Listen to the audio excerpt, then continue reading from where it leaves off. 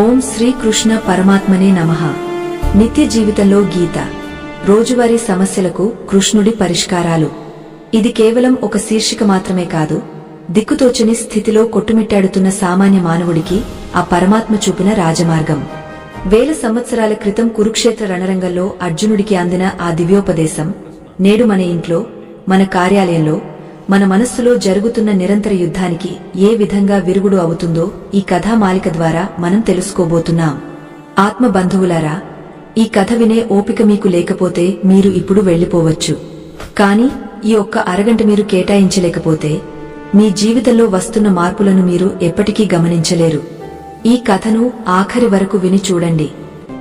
మీ ఆలోచన విధానంలో వచ్చే మార్పును మీరే గమనిస్తారు.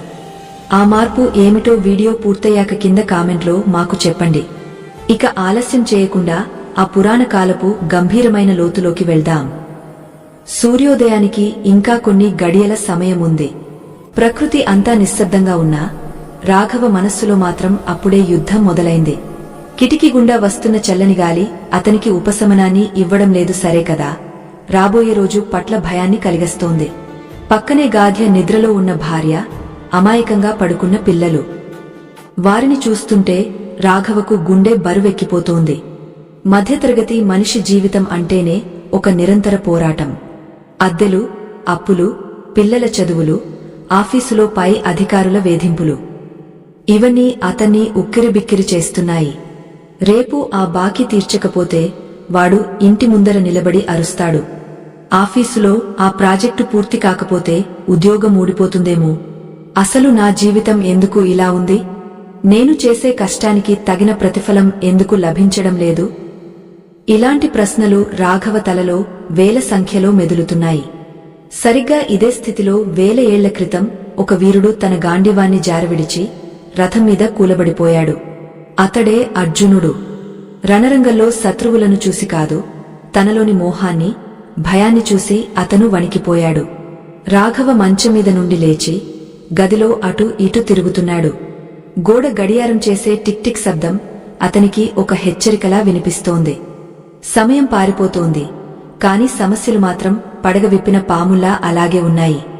6 నెలలు సాము చేసి 6 అడుగుల గోతిలో పడ్డట్టు ఉంది నా పరిస్థితి అని అతను తనలో తాను అనుకున్నాడు.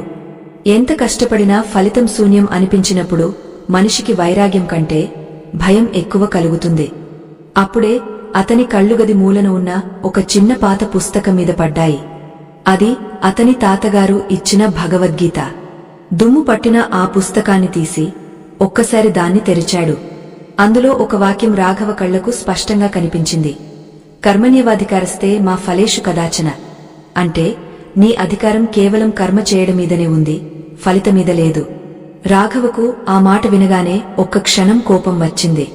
పని చేయడం నా బాధ్యత అయినప్పుడు ఫలితం మీద నాకు ఆశ ఉండకూడదా? ఫలితం కోసమే కదా నేను ఇంత కష్టపడుతున్నాను అని తర్కించడం మొదలుపెట్టాడు. కాని లోతుగా ఆలోచిస్తే అతని భయానికి కారణం పని చేయడం కాదు, ఆ పని వల్ల వచ్చే ఫలితం ఏమవుతుందో అన్న ఆందోళన. రేపు బాకీ తీర్చగలనా లేదా అన్న భయం వల్ల ఈరోజు అతను ప్రశాంతంగా నిద్రపోలేకపోతున్నాడు. అంటే భవిష్యత్తు గురించి ఆలోచిస్తూ వర్తమానంలోని తన శక్తిని వృధా చేసుకుంటున్నాడు. కృష్ణ పరమాత్మ అర్జునుడికి చెప్పిన మొదటి పాశం ఇదే: యుద్ధం చేయడం నీ కర్తవ్యం. గెలుస్తావా, ఓడిపోతావా, చస్తావా, చంపుతావా అన్నది నీ చేతుల్లో లేదు. కాని ఆలోచనలతో నీవు యుద్ధం చేయకుండా ఆగపోతే అది అధర్మం అవుతుంది. రాఘవ జీవితంలో కూడా ఆఫీసు పని, కుటుంబ బాధ్యతలు ఒక యుద్ధమే. ఆ యుద్ధాన్ని అతను భయంగా చేస్తే ఓటమి ముందే ఖాయం అవుతుంది. ప్రతి మనిషి ఉదయం లేవగానే పడే మొదటి ఇబ్బంది ఆ రోజంతా ఎలా గడుస్తుందో అన్న ఆందోళన. దీనినే శాస్త్రం ప్రారబ్ధ భయం అంటుంది. రాఘవ ఆ పుస్తకాన్ని పట్టుకుని అలా కూర్చుండిపోయాడు. అతని మనస్సులో ఒక ఆలోచన మెదిలింది. అవును, నేను పడుతున్న ఈ టెన్షన్ వల్ల సమస్యలు తీరవు, సరే కదా. నా ఆరోగ్యం పాడవుతోంది. రేపటి గురించి ఆలోచించి నేటి ఉదయాన్ని నేను ఎందుకు నరకం చేసుకోవాలి? కాని మనస్సు అంత సులభంగా వినదు. అలా ఎలా సాధ్యం? డబ్బులు లేకపోతే బతుకు ఎలా గడుస్తుంది అని ప్రశ్నిస్తుంది. దీనికి సమాధానంగా గీతలో ఒక చక్కని సూత్రముంది. మనిషి తన మనస్సును ఒక ఇంద్రియ నిగ్రహంతో ఉంచాలి. గుర్రాలు అదుపులో లేని రథం ఎలాగైతే గమ్యాన్ని చేరలేదో, ఆలోచనలు అదుపులో లేని మనిషి కూడా విజయాన్ని సాధించలేడు. రాఘవ నెమ్మదిగా కళ్ళు మూసుకున్నాడు. బయట పక్షుల కిలకిలారావాలు మొదలయ్యాయి. చీకటి తెరలు తొలగ వెలుగు రేఖలు ప్రసరిస్తున్నాయి. గాలిలో ఒక రకమైన పవిత్రత కనిపిస్తోంది. ఇల్లు కాలి ఒకడు ఏడుస్తుంటే సుట్టకు నిప్పు అడిగినట్టు ఒకడు అన్న సామెతలా మన కష్టాల్లో ఉన్నప్పుడు బయటి ప్రపంచం మనల్ని మరింత వేధిస్తుంది. కాని లోపల శాంతి ఉంటే బయటి అల్లకల్లోలం మనల్ని ఏమీ చేయలేదు. భగవద్గీత ప్రకారం ప్రతి మనిషి ఉదయాన్నే తన మనస్సును ఒక యోగిలా సిద్ధం చేసుకోవాలి. యోగం అంటే ఎక్కడో అడవుల్లో కూర్చోవడం కాదు, చేస్తున్న పనిలో నైపుణ్యాన్ని ప్రదర్శించడమే యోగం. రాఘవ తన భయాలను పక్కన పెట్టి ఈరోజు నేను చేయాల్సిన పనులు ఏమిటి అని ఒక క్రమ పద్ధతిలో ఆలోచించడం మొదలుపెట్టాడు. ఎప్పుడైతే అతను ఫలితం మీద ఆందోళన వదిలి కేవలం తన బాధ్యత మీద దృష్టి పెట్టాడో అప్పుడే అతని గుండె మీద ఉన్న బరువు కాస్త తగ్గినట్టు అనిపించింది. మన నిత్య జీవితంలో ఎదురయ్యే అతి పెద్ద సమస్య ఇతరులతో పోల్చుకోవడం. రాఘవ తన స్నేహితుడు సురేష్ను తలచుకున్నాడు. సురేష్ తక్కువ కష్టపడుతూనే ఎక్కువ సంపాదిస్తున్నాడు, విలాసవంతమైన జీవితం గడుపుతున్నాడు. ఆలోచన రాఘవలో అసూయను, తద్వారా అసంతృప్తిని పెంచుతోంది. కాని గీత చెబుతోంది, శ్రేయాన్ స్వధర్మో విగుణః పరధర్మాత్ స్వనుష్ఠితాత్. అంటే నీ స్వధర్మం, నీ బాధ్యత ఎంతుందో అది ఎంత చిన్నదైనా సరే అది నీకు శ్రేయస్కరం. వేరొకరి జీవితాన్ని చూసి భ్రమపడటం వల్ల నీకు లభించేది కేవలం దుఃఖం మాత్రమే. రాఘవకు అర్థమైంది, తన జీవితం తనది, తన పోరాటం తనది. ఎదుటివాడి రథం బంగారంతో మెరిసిపోవచ్చు, కాని ఆ రథాన్ని నడిపే సారథి ఎవరు అన్నదే ముఖ్యం. మన జీవిత రథానికి కృష్ణ పరమాత్మను అంటే వివేకాన్ని సారథిగా చేసుకుంటే గెలుపు మనదే. ఉదయం 6 గంటలు అవుతోంది. రాఘవ లేచి తన దైనందిన కార్యక్రమాలను మొదలుపెట్టాడు. ఇప్పటివరకు అతను ఒక యంత్రంలా పని చేసేవాడు. కాని ఇప్పుడు ఒక స్పష్టతతో ఉన్నాడు. భయం స్థానంలో బాధ్యత చేరింది, ఆందోళన స్థానంలో ఆచరణ చేరింది. చేయవలసిన పనిని భయం లేకుండా చేయడం అనే చిన్న సూత్రం అతనిలో పెద్ద మార్పును తెచ్చింది. పడక గది నుండి బయటకు వచ్చి దేవుని గదిలో ఉన్న దీపాన్ని చూశాడు. ఆ జ్యోతి వెలుగులో అతనికి తన సమస్యలు చిన్నవిగా కనిపించాయి. ఎందుకంటే ఆ వెలుగు భగవంతుడి నమ్మకం నుండి వచ్చింది. మన చేతిలో ఏముందిరా అంతా ఆ దేవుడే చూసుకుంటాడు అని పెద్దలు ఊరకే అనలేదు. ఆ మాటలో ఒక పెద్ద సత్యముంది. మనం చేయగలిగినంత చేసి మిగతాది ఆ విశ్వశక్తికి వదిలేయడమే నిష్కామ కర్మ. రాఘవ తన భార్య వేసిన వేడివేడి కాఫీని అందుకున్నాడు. మునుపెన్నడూ లేని విధంగా ఆ కాఫీ రుచిని అతను ఆస్వాదిస్తున్నాడు. ఎందుకంటే అతని మనస్సు ఇప్పుడు ఎక్కడో రేపటి ఆఫీసు మీటింగ్లో లేదు, ఈ క్షణంలో ఉంది. భగవద్గీత మనకు నేర్పే పరమ సత్యమిదే, వర్తమానంలో జీవించడం. ఇది కేవలం రాఘవ కథ మాత్రమే కాదు, ప్రతిరోజూ ఉదయం నిద్ర లేవగానే వేలాది ఆలోచనలతో యుద్ధం చేసే ప్రతి ఒక్కరి కథ. మనం మన యుద్ధాన్ని ఎలా ప్రారంభించాలో, ఏ ఆయుధాలతో, ఆలోచనలతో సిద్ధం కావాలో కృష్ణుడు మనకు ఈ మొదటి భాగంలో స్పష్టం చేశాడు. భయం అనేది మనల్ని బలహీనపరుస్తుంది, కాని ధర్మం మనల్ని బలవంతుడిని చేస్తుంది. రాఘవ ఇప్పుడు ఆఫీస్కు వెళ్లడానికి సిద్ధమయ్యాడు. కాని అతని మనస్సులో ఒక నిశ్చలమైన ప్రశాంతత ఉంది. బయట ట్రాఫిక్, జనాల అరుపులు, బస్సుల హడావిడి ఉన్నా లోపల మాత్రం ఆ మురళీకృష్ణుడి వేణుగానం వినిపిస్తున్నట్టు ఉంది. యుద్ధం ఇప్పుడే మొదలైంది, కాని ఈసారి రాఘవ తన గాండివాన్ని సిద్ధం చేసుకున్నాడు. రాఘవ తన పాత ద్విచక్ర వాహనాన్ని బయటకు తీశాడు. ఆ వాహనం చేసే శబ్దం అతని ఆర్థిక స్థితికి అద్దం పడుతున్నట్లుగా ఉంది. ప్రతిరోజు కార్యాలయానికి వెళ్లే ఆ ప్రయాణం ఒక అగ్ని పరీక్ష లాంటిది. రద్దీగా ఉండే రోడ్లు, ఒకరిని మించి ఒకరు ముందుకు వెళ్లాలనే తాపత్రయం, వాహనాల నుండి వచ్చే పొగ, ఆ విపరీతమైన శబ్దాలు మనిషిలోని సహనాన్ని ఇట్టే హరించేస్తాయి. రాఘవ నెమ్మదిగా రోడ్డు మీదకు రాగానే వెనుక నుండి ఒక విలాసవంతమైన కారు అతి వేగంగా వచ్చి అతని వాహనాన్ని రాసుకుంటూ వెళ్లినంత పనైంది. ఒక్క క్షణం రాఘవ గుండె ఆగిపోయినంత పనైంది. భయం వెంటనే కోపంగా మారింది. కళ్ళు నెత్తికెక్కాయా, మనుషులు కనిపిస్తున్నారా లేదా అని అరవాలనిపించింది. ఆ కారు నడుపుతున్న వ్యక్తి కనీసం క్షమాపణ కూడా కోరకుండా ఒక హేళన పూర్వకమైన చూపు చూసి వెళ్లిపోయాడు. రాఘవ రక్తపోటు ఒక్కసారిగా పెరిగింది. అతని మనస్సు ఆ వ్యక్తిని రకరకాలుగా దూషించడం మొదలుపెట్టింది. ఆ కోపంలో తన ప్రయాణం మీద దృష్టి కోల్పోయి పక్కనే ఉన్న గుంతను గమనించలేదు. వాహనం అదుపు తప్పి కింద పడబోయాడు. అదృష్టవశాత్తు త్రుటిలో ప్రమాదం తప్పింది. అప్పుడు రాఘవకు భగవద్గీతలోని 2వ అధ్యాయంలోని ఒక శ్లోకం గుర్తొచ్చింది. క్రోధాద్భవతి సమ్మోహః సమ్మోహాత్ స్మృతివిభ్రమాత్ స్మృతిభ్రంశాత్ బుద్ధినాశో బుద్ధినాశాత్ ప్రణశ్యతి. అంటే కోపం వల్ల వివేకం నశిస్తుంది, వివేకం నశిస్తే మతిమరుపు కలుగుతుంది, దానివల్ల బుద్ధి నశిస్తుంది, బుద్ధి నశిస్తే మనిషి పతనమవుతాడు. ఆ కారు వ్యక్తి చేసిన తప్పుకు రాఘవ ఎందుకు కోప్పడాలి? ఆ కోపం వల్ల ప్రమాదానికి గురయ్యేది రాఘవనే కదా. తాళుకున్నవాడు తలదన్నతాడు అన్న సామెత చందాన ఆ క్షణాన తన కోపాన్ని అదుపు చేసుకోకపోతే తన ప్రాణాలకే ముప్పు వచ్చేదని అతనికి అర్థమైంది. మనం నిత్యం ఇలాంటి చిన్న చిన్న విషయాలకే మనశ్శాంతిని కోల్పోతుంటాం. ఎవరో ఏదో అన్నారని, ఎవరో మనల్ని గౌరవించలేదని గంటల తరబడి కుమిలిపోతుంటాం. కాని కృష్ణుడు చెప్పినట్టు మన ఇంద్రియాలు మన అదుపులో ఉండాలి కాని మనం ఇంద్రియాల అదుపులో ఉండకూడదు. రాఘవ దీర్ఘశ్వాస తీసుకున్నాడు. తన మనస్సును ప్రశాంతపరుచుకున్నాడు. ఎదుటివారి తప్పుకు మనం శిక్ష అనుభవించడం మూర్ఖత్వం అని గ్రహించి తిరిగి ప్రయాణాన్ని కొనసాగించాడు. కార్యాలయానికి చేరుకోగానే గడియారం 9 గంటలు కొట్టింది. ఆఫీసు వాతావరణం ఎప్పుడూ ఒకేలా ఉంటుంది. కృత్రిమమైన నవ్వులు, లోపల కుతకుతలాడే అసూయలు, ఒకరి సీటును మరొకరు లాగేసుకోవాలనే కుట్రలు. రాఘవ తన గదిలోకి వెళ్తుండగా అతని సహోద్యోగ ఒకరు ఎదురుపడి, ఏంటి రాఘవగారు, ఈరోజు చాలా ఉత్సాహంగా కనిపిస్తున్నారు, జీతం పెరిగే సూచనలు ఏమైనా ఉన్నాయా అని వ్యంగ్యంగా అన్నాడు. గతంలో అయితే రాఘవ ఈ మాటలకు బాధపడేవాడు లేదా తిరిగే ఏదో ఒక సమాధానం చెప్పేవాడు. కాని ఈరోజు అతను కేవలం చెరునవ్వు నవ్వి ఊరుకున్నాడు. నోరు మంచిదైతే ఊరు మంచిదవుతుంది అంటారు పెద్దలు. కాని ఎదుటివారి నోరు అదుపులో లేనప్పుడు మన చెవులకు మనం తాళం వేసుకోవడమే ఉత్తమం. భగవద్గీతలో కృష్ణుడు స్థితప్రజ్ఞత గురించి వివరిస్తాడు. సుఖం వచ్చినా, దుఃఖం వచ్చినా, అవమానం జరిగినా, గౌరవం లభించినా దేనికి చలించని వాడే నిజమైన యోగి. రాఘవ తన టేబుల్ దగ్గర కూర్చుని పనుల మీద దృష్టి పెట్టాడు. అరగంట గడవకముందే పై అధికారి నుండి పిలుపు వచ్చింది. ఆ అధికారి కఠినత్వానికి మారుపేరు. ఎప్పుడూ ఇతరుల తప్పులను వెతకడమే అతని పని. రాఘవ లోపలికి వెళ్లగానే, ఏమిటి రాఘవ ఈ నివేదిక? ఇందులో ఇన్ని తప్పులా? అసలు నీకు పనిమీద శ్రద్ధ ఉందా లేదా? ఇంటి దగ్గర సమస్యలను ఇక్కడికి మోసుకొస్తున్నావా అంటూ అందరి ముందు కేకలు వేశాడు. నిజానికి ఆ నివేదికలో తప్పులు లేవు.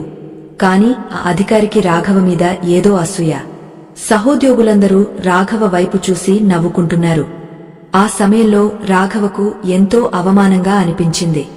కళ్లల్లో నీళ్లు తిరిగాయి. కాని వెంటనే అతనికి గీతలో కృష్ణుడు పలికిన మాటలు స్ఫురణకు వచ్చాయి. అర్జునా, నీవు చేసే ప్రతి పనిని నాకు అర్పించు. ఫలితాన్ని నామీద వదిలేయి. అప్పుడు నీకు అహంకారం కలగదు, అవమానం భారంగా అనిపించదు. రాఘవ మనస్సులో ఇలా అనుకున్నాడు, నేను నా పనిని చిత్తశుద్ధితో చేశాను. ఈ అధికారి ప్రవర్తన అతని వ్యక్తిత్వం. దానికి నేను బాధపడటమంటే నా ప్రశాంతతను అతని చేతిలో పెట్టినట్టే. రాఘవ వినమ్రంగా, సరేనండి, ఎక్కడ తప్పులున్నాయో చూసి సరిదిద్దుతాను అని చెప్పి అక్కడి నుండి బయటకు వచ్చాడు. తిరిగి తన సీటులో కూర్చున్న రాఘవకు ఒక విషయం స్పష్టమైంది. ప్రపంచం ఎప్పుడూ మనల్ని కించపరచడానికే ప్రయత్నిస్తుంది. పచ్చకామెర్ల వాడికి లోకమంతా పచ్చగా కనిపిస్తుంది అన్నట్టు చెడ్డవాడికి అందరూ చెడ్డవారిగానే కనిపిస్తారు. మనలోని దైవత్వాన్ని మనం గుర్తించినప్పుడు బయటి వ్యక్తుల విమర్శలు మనల్ని తాకవు. సముద్రంలో ఎన్ని నదులు కలిసినా సముద్రం ఎలాగైతే తన గంభీరతను కోల్పోదో, స్థితప్రజ్ఞుడు కూడా ఎన్ని కష్టాలు వచ్చినా తన శాంతిని కోల్పోడు. మధ్యాహ్న సమయమైంది. రాఘవ తన భోజనపు డబ్బాను తెరిచాడు. చల్లారిపోయిన అన్నం, కొంచెం కూర. తన ఆర్థిక పరిస్థితిని చూసి మళ్లీ ఒక నిమిషం మనస్సు కల్లోలపడింది. పక్క టేబుల్ మీద ఉన్న యువ ఉద్యోగులు రకరకాల రుచికరమైన పదార్థాలను ఆర్డర్ చేసుకుని తింటున్నారు. వారి కబుర్లు, నవ్వులు రాఘవకు తన పేదరికాన్ని గుర్తు చేస్తున్నాయి. అందని ద్రాక్ష పళ్ళు పుల్లనా అని సరిపెట్టుకోవాలా, లేక నా తలరాత ఇంతే అని ఏడవాలా? అప్పుడు గీతలోని 3వ అధ్యాయం అతనికి గుర్తుకు వచ్చింది. భగవంతుడు చెబుతాడు, యజ్ఞం ద్వారా లభించిన దానిని, నీ శ్రమ ద్వారా లభించిన దానిని ప్రసాదంగా స్వీకరించేవాడు అన్ని పాపాల నుండి విముక్తుడు అవుతాడు. కేవలం తన రుచి కోసం, ఆడంబరం కోసం తినేవాడు పాపాన్నే భుజిస్తున్నాడు. రాఘవకు తన భార్య ఎంత కష్టపడి ఆ భోజనం వండిందో గుర్తొచ్చింది. ఆమె ప్రేమతో వడ్డించిన ఆ అన్నం 1000 రూపాయల విలువైన విందు కంటే మిన్న అని అతనికి అర్థమైంది. సంతృప్తి లేని మనిషి స్వర్గంలో ఉన్నా దుంహకిస్తూనే ఉంటాడు. సంతృప్తి ఉన్నవాడు పూరి గుడిసెలో కూడా పరమానందాన్ని పొందుతాడు. ఆ మధ్యాహ్న వేళ ఆఫీసు పని ఒత్తిడిలో కూడా రాఘవ ఒక చిన్న ధ్యానం చేశాడు. కళ్ళు మూసుకుని తన శ్వాసను గమనించాడు. కృష్ణుడు చెప్పినట్టు మనస్సును జయించినవాడు సర్వజగత్తును జయిస్తాడు. పని మధ్యలో వచ్చే చిన్న విరామాలను మనల్ని మనం పునర్నిర్మించుకోవడానికి వాడుకోవాలి. టీ తాగుతూ కాలక్షేపం చేయడం కంటే ఆత్మవిమర్శ చేసుకోవడం మేలని రాఘవ గ్రహించాడు. పనిలో నిమగ్నమైన రాఘవకు సమయం తెలియలేదు. ఒక క్లిష్టమైన సమస్య ఎదురైంది. కంప్యూటర్లో డేటా అంతా తారుమారైంది. అందరూ కంగారు పడుతున్నారు. అధికారులు అరుస్తున్నారు. కాని రాఘవ మాత్రం ప్రశాంతంగా ఉన్నాడు. కలవరపడితే కార్యం సిద్ధించదు అన్న సామెతను పాటిస్తూ నిదానంగా సమస్యను విశ్లేషించాడు. వివేకం ఉన్నచోట విజయం ఉంటుందని అతనికి తెలుసు. ఎక్కడైతే అందరూ చేతులెత్తేశారో అక్కడ రాఘవ తన మేధస్సుతో ఆ సమస్యను పరిష్కరించాడు. అప్పటివరకు తిట్టిన అధికారి ఇప్పుడు రాఘవ దగ్గరకు వచ్చి, బాగా చేశావు రాఘవ అని మెచ్చుకున్నాడు. సహోద్యోగుల చూపుల్లో ఇప్పుడు అసూయ బదులు గౌరవం కనిపిస్తోంది.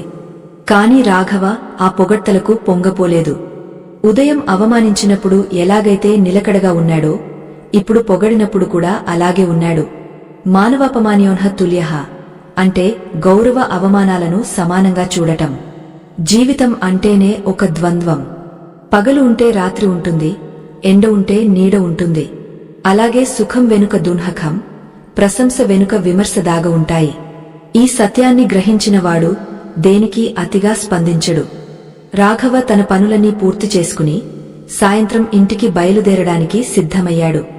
ఉదయం ఉన్న బరువు, ఆందోళన ఇప్పుడు అతనిలో లేవు. కార్యాలయం నుండి బయటకు వస్తుంటే ఆకాశం ఎర్రగా మారుతోంది. పక్షులు తమ గూళ్లకు చేరుకుంటున్నాయి. రాఘవ ప్రయాణం ఇప్పుడు ఇంటివైపు. కాని ఇంటికి వెళ్ళాక ఎదురయ్యే కుటుంబ పోరాటాలు, బాధ్యతలు అతనికి తెలుసు. అయినప్పటికీ అతని ముఖంలో ఒక వింతైన తేజస్సు ఉంది. రణరంగంలో కృష్ణుడు వెన్నంటి ఉంటే ఏ యుద్ధమైనా గెలవొచ్చనే నమ్మకం అతనిలో బలపడింది. కార్యాలయం అనే యుద్ధక్షేత్రంలో ఈరోజు అతను విజయవంతంగా పోరాడాడు. అయితే ఇంటి గడప దాటగానే ఎదురయ్యే మాయా యుద్ధం వేరే రకమైనది. దాన్ని ఎదుర్కోవడానికి అతను సిద్ధమవుతున్నాడు. కార్యాలయపు గడప దాటి బయటకు రాగానే సాయంకాలపు ఎండ తీవ్రత తగ్గి ఆకాశం పసుపు పచ్చని రంగులోకి మారింది. రోడ్లన్నీ జనంతో నిండిపోయి ఉన్నాయి. ప్రతి ఒక్కరూ ఎక్కడికో వెళ్లాలనే ఆతురతలో ఉన్నారు. ఇంటికి వెళ్లే మార్గంలో రాఘవకు ఒక కిరాణా కొట్టు కనిపిస్తే అక్కడ ఆగ భార్య చెప్పిన కొన్ని సరుకులు కొనాలని నిర్ణయించుకున్నాడు. జేబులో ఉన్న డబ్బులు తక్కువగా ఉన్నాయని అతనికి తెలుసు. అప్పు లేనివాడే అధిక సంపన్నుడు అని పెద్దల మాట. కాని రాఘవ జీవితంలో అప్పు లేని రోజు లేదు. సరుకులు తీసుకుంటుంటే అతనికి మళ్లీ ఆందోళన మొదలైంది. ఇంటికి వెళ్లగానే భార్య సరళ ఎదురుచూస్తూ ఉంటుంది. ఏదో ఒక ఆర్థిక సమస్య గురించి చర్చ మొదలవుతుంది. పిల్లలు తమ అవసరాల కోసం అడుగుతారు. రాఘవ తన పాత వాహనాన్ని నడుపుకుంటూ గల్లీలోకి ప్రవేశించాడు. మనస్సులో ఒక వింత మథనం మొదలైంది.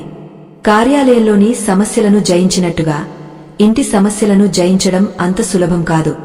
ఎందుకంటే అక్కడ ఉన్నది శత్రువులు కాదు, ప్రాణప్రదమైన బంధువులు. కృష్ణ పరమాత్మ అర్జునుడికి చెప్పింది కూడా ఇదే.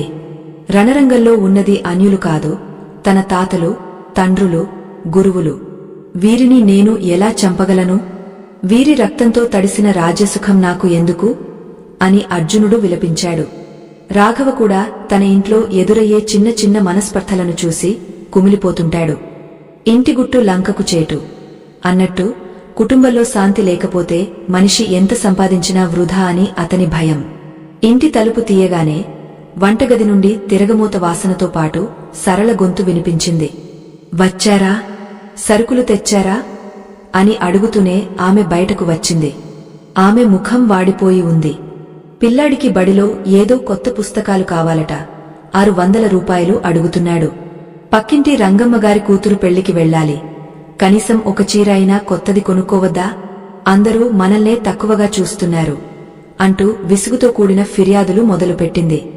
రాఘవ మౌనంగా వింటున్నాడు. ఇది రోజువారీ తతంగమే. కాని ఈరోజు అతనిలో ఒక మార్పు ఉంది. గతంలో అయితే రాఘవ కూడా వెంటనే కోప్పడి, నీకు ఎప్పుడు డబ్బుల గురించేనా? నా కష్టం నీకు కనిపించడం లేదా అని అరిచేవాడు. కాని ఇప్పుడు అతనికి గీతలోని 2వ అధ్యాయం గుర్తుకు వచ్చింది. భగవంతుడు అంటాడు, ధ్యాయతో విషయాన్ పుంసః సంగస్తేషుపజాయితే సంగాత్ సంజాయితే కామః కామాత్ క్రోధోభిజాయితే. అంటే విషయాల మీద అతిగా వ్యామోహం పెంచుకోవడం వల్ల కోరికలు పుడతాయి. ఆ కోరికలు నెరవేరనప్పుడు కోపం వస్తుంది. సరళ ఆవేదనలో ఒక న్యాయం ఉంది.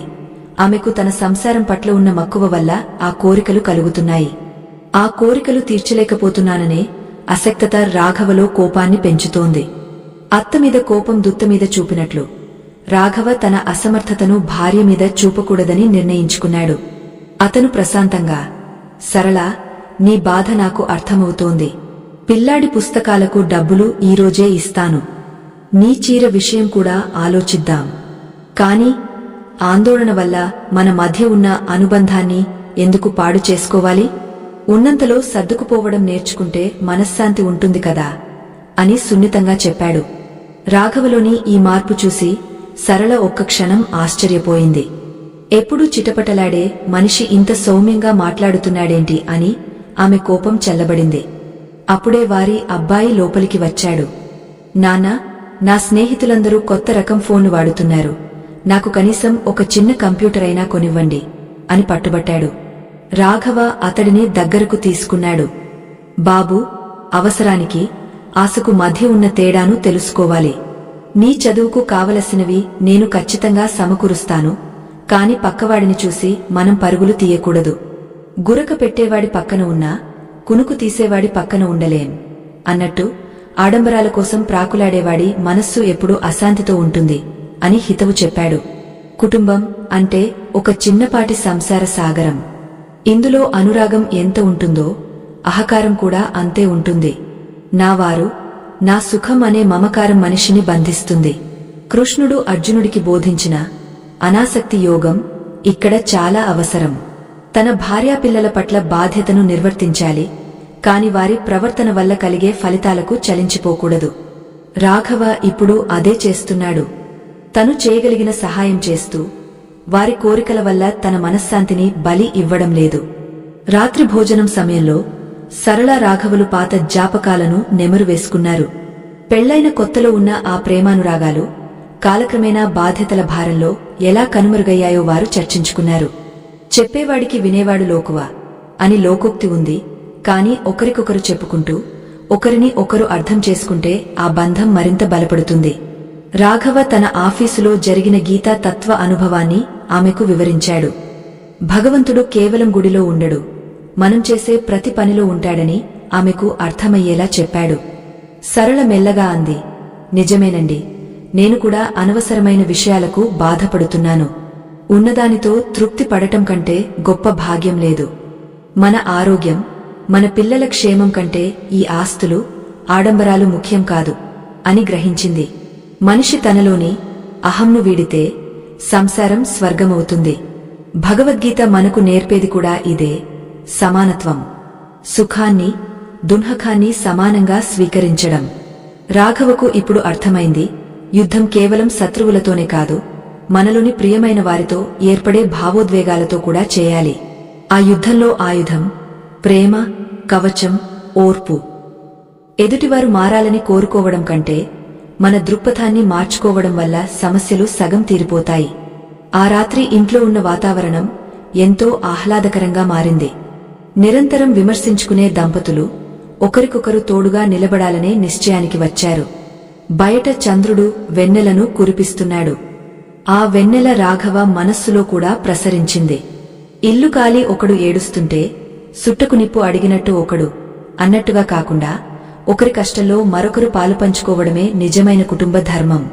రాఘవ తన పడక గదిలోకి వెళ్లి మళ్లీ ఆ భగవద్గీత పుస్తకాన్ని ఒక్కసారి స్పర్శించాడు. ఉదయం నుండి ఇప్పటి వరకు ఎదురైన ప్రతి సంఘటనలోనూ అతనికి ఆ పరమాత్మ నీడ కనిపించింది. కాని జీవితం అంటే కేవలం ఒక రోజు ప్రశాంతత కాదు. రేపు మళ్లీ సూర్యుడు ఉదయిస్తాడు. మళ్లీ కొత్త సవాళ్లు ఎదురవుతాయి. బంధువుల రాక, అనారోగ్యాలు, అనుకోని ఖర్చులు ఇవన్నీ క్యూలో నిలబడి ఉన్నాయి. కాని రాఘవకు ఇప్పుడు భయం లేదు. ఎందుకంటే అతను తన సారథిని మార్చుకున్నాడు. తన అజ్ఞానాన్ని వదిలి కృష్ణుడిని, జ్ఞానాన్ని తన రథం మీద ప్రతిష్ఠించుకున్నాడు. రాఘవ కిటికీ గుండా నక్షత్రాలను చూస్తున్నాడు. ఈ అనంత విశ్వంలో తన సమస్యలు ఎంత చిన్నవి! ఆ సత్యాన్ని గ్రహించినప్పుడు అహంకారం పటాపంచలైపోతుంది. తన బాధ్యతను తాను నిర్వర్తిస్తున్నాడు. ఫలితం ఆ పరమాత్మ ఇష్టం. కాకమ్మ ముక్కుకు ముత్యపు నత్తు పెట్టినట్టు అనవసరమైన ఆడంబరాల కోసం ప్రాకులాడకుండా సహజ సిద్ధమైన సరళ జీవితాన్ని గడపడమే నిజమైన గీతా సారాంశం అని రాఘవ మనస్సు స్థిరపడింది. కాని ఆ రాత్రి అతనికి ఒక ఫోన్ కాల్ వచ్చింది. అది అతని దూరపు చుట్టాల నుండి. ఎవరో ఆపదలో ఉన్నారని, సహాయం చేయాలని కోరారు. ఇప్పుడు రాఘవ ముందు మరో ధర్మ సంకటం. తన వద్ద ఉన్నదే తక్కువ. అందులో ఇతరులకు ఎలా సహాయం చేయాలి? ఇది దయనా లేక స్వార్థమా? గీతలో దానధర్మాల గురించి కృష్ణుడు ఏం చెప్పాడు? రాఘవ ఆలోచనల్లో పడ్డాడు. జీవితం అనేది ఒక పరీక్షాపత్రం. అందులో ప్రతి నిమిషం ఒక కొత్త ప్రశ్న ఎదురవుతూనే ఉంటుంది. ఆ ప్రశ్నలకు సమాధానం వెతకడంలోనే మనిషి పరిణితి దాగ ఉంది. ఆ నిశీధి సమయంలో మోగిన ఫోన్ శబ్దం రాఘవ గుండెల్లో ఒక రకమైన దడను కలిగించింది. నిశ్శబ్దంగా ఉన్న ఆ గదిలో ఆ ధ్వని ఒక హెచ్చరికలా ప్రతిధ్వనించింది. ఫోన్ తీసి చూస్తే అది అతని మేనత్త కూతురు గీత నుండి వచ్చిన కాల్. అవతలి వైపు నుండి వినిపిస్తున్న ఆర్తనాదాలు, రోదనలు రాఘవను ఉలిక్కిపడేలా చేశాయి. అన్నయ్యా, మా బాబుకు ప్రమాదం జరిగింది. ఆసుపత్రిలో ఉన్నారు. అత్యవసరంగా ఆపరేషన్ చేయాలంటున్నారు. చేతిలో చిల్లిగవ్వలేదు. నువ్వే ఏదోకటి చేసి మమ్మల్ని ఆదుకోవాలి అంటూ ఆమె ఏడవసాగింది. రాఘవ నోట మాట రాలేదు. ఒకవైపు తన ఆర్థిక పరిస్థితి అగమ్యగోచరంగా ఉంది. పిల్లల చదువుల కోసం, ఇంటి అద్దె కోసం అతి కష్టమీద దాచుకున్న కొన్ని వేల రూపాయలు మాత్రమే అతని దగ్గర ఉన్నాయి. తానొకటి తలిస్తే దైవమొకటి తలుస్తుంది అన్న సామెత రాఘవకు ఇప్పుడు అక్షరాలా వర్తించింది. ఇప్పుడిప్పుడే తన మనస్సును ప్రశాంతంగా ఉంచుకోవాలని నిర్ణయించుకున్న అతనికి విధి మరో కఠినమైన పరీక్షను ఎదురు నిలిపింది. పక్కనే ఉన్న సరళ మేల్కొని, ఎవరండీ ఈ టైంలో? ఏం జరిగింది అని ఆందోళనగా అడిగింది. రాఘవ విషయం చెప్పగానే ఆమె ముఖం గంభీరంగా మారింది. చూడండి, మన పరిస్థితి మీకు తెలుసు. ఇల్లు కాలి ఒకడు ఏడుస్తుంటే సుట్టకు నిప్పు అడిగినట్టు ఉంది ఇది. మన పిల్లల ఫీజుల కోసం దాచిన డబ్బులు వాళ్లకు ఇస్తే రేపు మన పరిస్థితి ఏమిటి? పైగా వాళ్లు ఎప్పుడు తిరిగేస్తారో కూడా తెలియదు అని నిష్కర్షగా చెప్పేసింది. రాఘవ ధర్మసంకటంలో పడ్డాడు. ఒకవైపు తోబుట్టువు లాంటి గీత ఆవేదన, మరోవైపు తన సొంత కుటుంబ భవిష్యత్తు. ఈ స్థితిలో ఏది సరైన నిర్ణయం? భగవద్గీతలో కృష్ణుడు దానం గురించి, త్యాగం గురించి ఏం చెప్పాడు? రాఘవ మనస్సు మళ్లీ గీతా సారాంశం వైపు మళ్లింది. 17వ అధ్యాయమైన శ్రద్ధాత్రేయ విభాగ యోగంలో దానం గురించి పరమాత్మ 3 రకాలుగా వివరించాడు. మొదటిది సాత్విక దానం. ప్రతిఫలాన్ని ఆశించకుండా ఇది నా బాధ్యత అని భావించి సరైన సమయంలో సరైన వ్యక్తికి ఇచ్చే దానం సాత్వికమైనది. రెండవది రాజస దానం. ఏదో ఒక ప్రతిఫలాన్ని ఆశించి లేదా కీర్తి కోసం ఇష్టం లేకుండా ఇచ్చే దానం. మూడవది తామస దానం. అవమానిస్తూ అపాత్రదానం చేయడం. రాఘవ తనను తాను ప్రశ్నించుకున్నాడు. నేను ఇప్పుడు చేసే సహాయం ఏ కోవకు చెందుతుంది? నేను నా స్వార్థం చూసుకోవాలా, లేక ఆపదలో ఉన్న ప్రాణాన్ని కాపాడాలా? లోగుట్టు పెరుమాళ్లకెరుక అన్నట్టు బయటకు మనం ఎన్ని నీతులు చెప్పినా ఆచరణలోకి వచ్చేసరికి అహంకారం, మమకారం మనల్ని అడ్డుకుంటాయి. నేను కష్టపడి సంపాదించిన డబ్బును ఎందుకు ఇతరులకు ఇవ్వాలి అనే అహం ఒకవైపు, పాపం ఆ చిన్న ప్రాణం ఏమైపోతుందో అనే కరుణ మరోవైపు యుద్ధం చేస్తున్నాయి. సరళ వైపు తిరిగా రాఘవ మెల్లగా అన్నాడు, సరళ, పరుపకారం పుణ్యాయ పాపాయ పరపీడనం అని మన పెద్దలు చెప్పారు. ఈ డబ్బు మన దగ్గర ఉంటే ఒక వస్తువు వస్తుంది, లేదా మనకు కొంత సౌకర్యం కలుగుతుంది. కాని అదే డబ్బు ఒక ప్రాణాన్ని కాపాడితే అంతకంటే గొప్ప పుణ్యమేముంటుంది? కృష్ణుడు అర్జునుడికి చెప్పింది కూడా ఇదే. నీవు నీ కర్తవ్యాన్ని నిర్వర్తించు, ఫలితాన్ని గురించి చింతించకు. ఇప్పుడు నా కర్తవ్యం ఒక ఆపదలో ఉన్న చెల్లెలికి అండగా నిలబడటం. రేపటి గురించి భగవంతుడు చూసుకుంటాడు. సరళ కళ్లల్లో నీళ్లు తిరిగాయి. కాని మన పిల్లల చదువు సంగతి ఏమిటి? ముందు చచ్చిన వానికి ముత్తైదువ తనమెందుకు అన్నట్టు మన ఇల్లు గడవని పక్షంలో లోకం మనల్ని చూసి నవ్వుతుంది కదా అని ఆవేదన వ్యక్తం చేసింది. రాఘవ ప్రశాంతంగా చిరునవ్వు నవ్వి, లోకం ఏమనుకుంటుందో అన్నది మనకు అనవసరం సరళా. మన అంతరాత్మకు మనం సమాధానం చెప్పుకోగలగాలి. అతి వినయం ధూర్త లక్షణం అంటారు, కాని అతి స్వార్థం వినాశనానికి కారణం అవుతుంది. మనం ఉన్నంతలో సహాయం చేద్దాం, ఆ పరమాత్మ మనల్ని చేయి విడవడు అని ఆమెను ఒప్పించాడు. రాఘవ వెంటనే ఆసుపత్రికి బయలుదేరాడు. దారిలో వెళ్తుంటే మనస్సులో రకరకాల ఆలోచనలు. గీతలో ఒకచోట కృష్ణుడు అంటాడు, యో యచ్చద్ధః స ఏవ సహ, అంటే మనిషి తన శ్రద్ధను బట్టే ఉంటాడు. మన ఆలోచనలు ఎంత ఉన్నతంగా ఉంటే మన జీవితం అంత ఉన్నతంగా మారుతుంది. రాఘవ ఆసుపత్రికి చేరుకునేసరికి అక్కడ గీత భర్త దిక్కుతోచని స్థితిలో కూర్చుని ఉన్నాడు. రాఘవను చూడగానే అతను పసిపిల్లాడిలా ఏడ్చేశాడు. రాఘవ తన వద్ద ఉన్న డబ్బును వారికి అందజేశాడు. అది ఆపరేషన్ మొత్తానికి సరిపోకపోవచ్చు, కాని ఆ సమయంలో వారికి అది కొండంత అండగా నిలిచింది. గీత కళ్లలో కనిపించిన ఆ కృతజ్ఞత, ఆ నిశ్చలమైన నమ్మకం చూశాక రాఘవకు ఒక విషయం అర్థమైంది. 5,000 రూపాయల కంటే ఒక మనిషికి ఇచ్చే భరోసా చాలా విలువైనదని గ్రహించాడు. అక్కడే ఒక మూలన కూర్చుని రాఘవ ఆలోచించసాగాడు. ఈ సమాజంలో ప్రతి ఒక్కరూ నాది, నావారు అనే చిన్న గరి గీసుకుని బతుకుతున్నారు. కాని భగవద్గీత మనకు నేర్పేది విశ్వరూపం. అంటే ఈ సృష్టిలో ఉన్న ప్రతి ప్రాణిలోనూ ఆ పరమాత్మ ఉన్నాడు. ఒకరికి చేసే సేవ ఆ దేవుడికి చేసే సేవతో సమానం. సర్వభూత స్థితం యో మాం భజత్యేకత్వమాస్థిత, అంటే సర్వభూతాలలో ఉన్న నన్ను ఎవరు గుర్తిస్తారో వారే నిజమైన భక్తులు. ఆసుపత్రి వార్డులో అటూ ఇటూ తిరుగుతున్న రోగులను, వారి బంధువులను చూస్తుంటే రాఘవకు జీవితం యొక్క నగ్న సత్యం అర్థమైంది. మనిషి తన ఆరోగ్యం ఉన్నప్పుడు, సంపద ఉన్నప్పుడు ఎంత అహంకారంతో ఉంటాడు. కాని ఒక్క చిన్న దెబ్బ తగిలితే ఆసుపత్రి పడక మీద ఎంత నిస్సహాయంగా పడి ఉంటాడు. గూటిలో ఉన్న ప్రాణం గుబ ఎగిరిపోయినట్టు ఏ క్షణంలో ఏం జరుగుతుందో ఎవరికీ తెలియదు. అటువంటప్పుడు ఈ ఆస్తులు, అంతస్తులు, గొడవలు ఎందుకు? తెల్లవారుజామున ఆపరేషన్ విజయవంతమైందని డాక్టర్ వచ్చి చెప్పారు. గీత కుటుంబం ఆనందానికి అవధులు లేవు. రాఘవకు కూడా ప్రాణం లేచి వచ్చినట్టు అనిపించింది. ఆ క్షణంలో అతనికి కలిగిన తృప్తి కోట్లు సంపాదించినా రాదు. ఇదే నిష్కామ కర్మ యొక్క అద్భుతమైన ఫలితం. మనం ప్రతిఫలాన్ని ఆశించకుండా పనిచేసినప్పుడు మనసులో ఒక రకమైన దైవికమైన ప్రశాంతత నెలకొంటుంది. తిరిగి ఇంటికి వస్తున్న రాఘవకు సూర్యోదయపు వెలుగులు కొత్త ఆశలను చిగురింపజేశాయి. గాలిలో ఒక స్వచ్ఛత, మనస్సులో ఒక తేలికపాటి భావం. దానం చేసిన చేయి వాసన కొడుతుంది అని కొందరు లోభులు అంటుంటారు. కాని దానం చేసిన మనస్సు పరిమళిస్తుందని రాఘవ అనుభవం పూర్వకంగా తెలుసుకున్నాడు.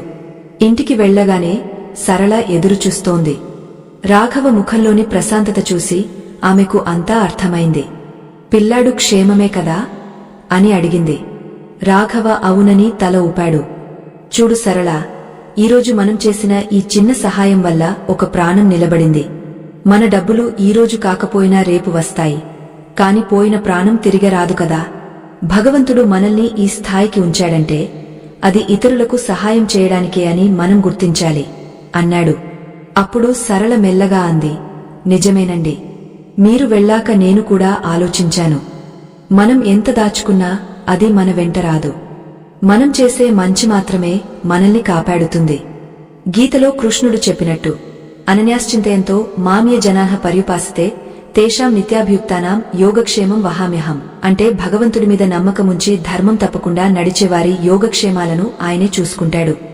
మనకు దేవుడు ఏదో ఒక దారి చూపిస్తాడులే అని ధైర్యంగా చెప్పింది. రాఘవ ఆశ్చర్యపోయాడు. గీతా పారాయణం అతనిలోనే కాదు, అతని కుటుంబం మొత్తంలోనూ మార్పు తెస్తోంది. ధర్మం వైపు నడిచే అడుగులు ఎప్పుడూ ఒంటరివి కావు. ఆ ప్రయాణంలో కృష్ణుడు మనకు తెలియకుండానే మన వెన్నంటి ఉండి నడిపిస్తాడు. రాఘవకు ఇప్పుడు తన ఉద్యోగం మీద, తన బాధ్యతల మీద మరింత గౌరవం పెరిగింది. తను సంపాదించే ప్రతి రూపాయిలోనూ ఒక పరమార్థముందని అతనికి అర్థమైంది. రాఘవ ఆసుపత్రి నుండి ఇంటికి తిరిగి వచ్చేసరికి సూర్యుడు ఆకాశంలో మధ్యకు చేరుకుంటున్నాడు.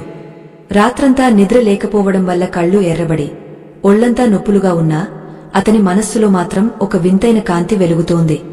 కాని ఇంటి గడప తొక్కగానే అతనికి ఒక కఠినమైన వాస్తవం ఎదురైంది. ఇంటి ముందర యజమాని సోమయాజులుగారు నిలబడి ఉన్నారు. ఆయన ముఖం చూస్తేనే అర్థమవుతోంది ఆయన వచ్చింది కుశల ప్రశ్నలు వేయడానికి కాదని, అద్దె బాకి వసూలు చేయడానికని. ఏమయ్యా రాఘవ, 10 రోజులు దాటిపోయింది, ఇంకా అద్దె ఊసేలేదు. చెప్పేవాడికి వినేవాడు లోకువా అన్నట్లు నేను అడగడం లేదని నువ్వు మౌనంగా ఉంటే ఎలా అంటూ సోమయాజులుగారు గంభీరంగా గొంతు పెంచారు. రాఘవ జేబులో ఇప్పుడు చిల్లిగవ్వ కూడా లేదు.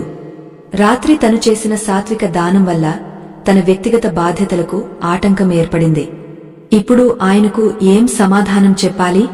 రాఘవకు భగవద్గీతలోని 2వ అధ్యాయం 48వ శ్లోకం గుర్తుకు వచ్చింది. యోగస్థః కురు కర్మాణి సంగం త్యక్త్వా ధనంజయత్ సిద్ధ్యసిద్ధ్యో సమో భూత్వా సమత్వం యోగ ఉచ్యతే. అంటే విజయం కలిగినా అపజయం ఎదురైనా చలించకుండా ఉండటమే యోగం. ఇప్పుడు ఈ అద్దె సమస్య ఒక అపజయంలా కనిపిస్తోంది. కాని రాఘవ కంగారు పడలేదు. ఆవేశంగా సమాధానం ఇస్తే గొడవ పెరుగుతుంది. క్షమించండి సోమయాజులుగారు, ఒక అత్యవసర పరిస్థితి వల్ల డబ్బులు సర్దడం కొంచెం ఆలస్యమైంది. మరో 2 రోజుల్లో ఖచ్చితంగా ఇస్తాను. అప్పటి వరకు నన్ను నమ్మండి అని వినమ్రంగా వేడుకున్నాడు. రాఘవలోని ఆ ప్రశాంతత చూసి సోమయాజులుగారు కూడా కొంచెం మెత్తబడ్డారు.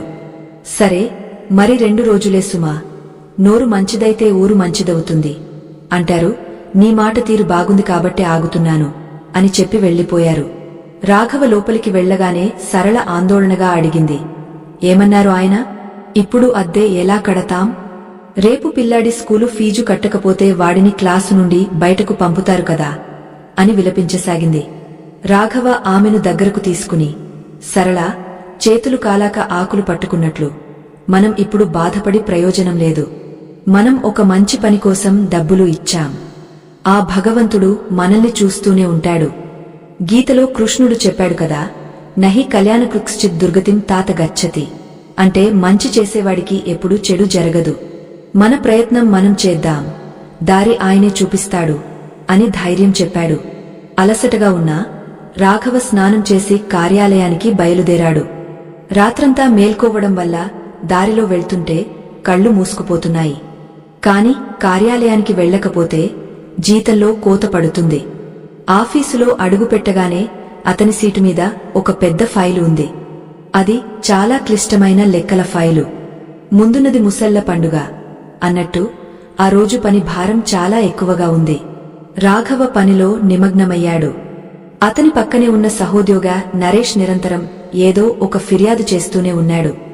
ఈ మేనేజర్కు అసలు బుద్ధి లేదు, ఎప్పుడూ మనల్నే టార్గెట్ చేస్తాడు. జీతం చూస్తే తక్కువ, పని చూస్తే కొండంత. నేను మాత్రం ఇలాగే కొనసాగలేను అంటూ తనలోని ప్రతికూలతను రాఘవ మీద రుద్దుతున్నాడు. రాఘవ నరేష్ వైపు చూసి చిరునవ్వు నవ్వాడు. భగవద్గీతలోని 14వ అధ్యాయం గుణత్రయ విభాగ యోగంలో కృష్ణుడు 3 గుణాల గురించి చెబుతాడు. సత్వ, రజ, తమ గుణాలు. నరేష్ ఇప్పుడు రజోగుణంలో ఉన్నాడు. ఎప్పుడూ అసంతృప్తి, కోపం, ఇతరులను విమర్శించడం, ఇవి రజోగుణ లక్షణాలు. రాఘవ తన మనస్సును సత్వగుణంలో ఉంచుకోవడానికి ప్రయత్నిస్తున్నాడు.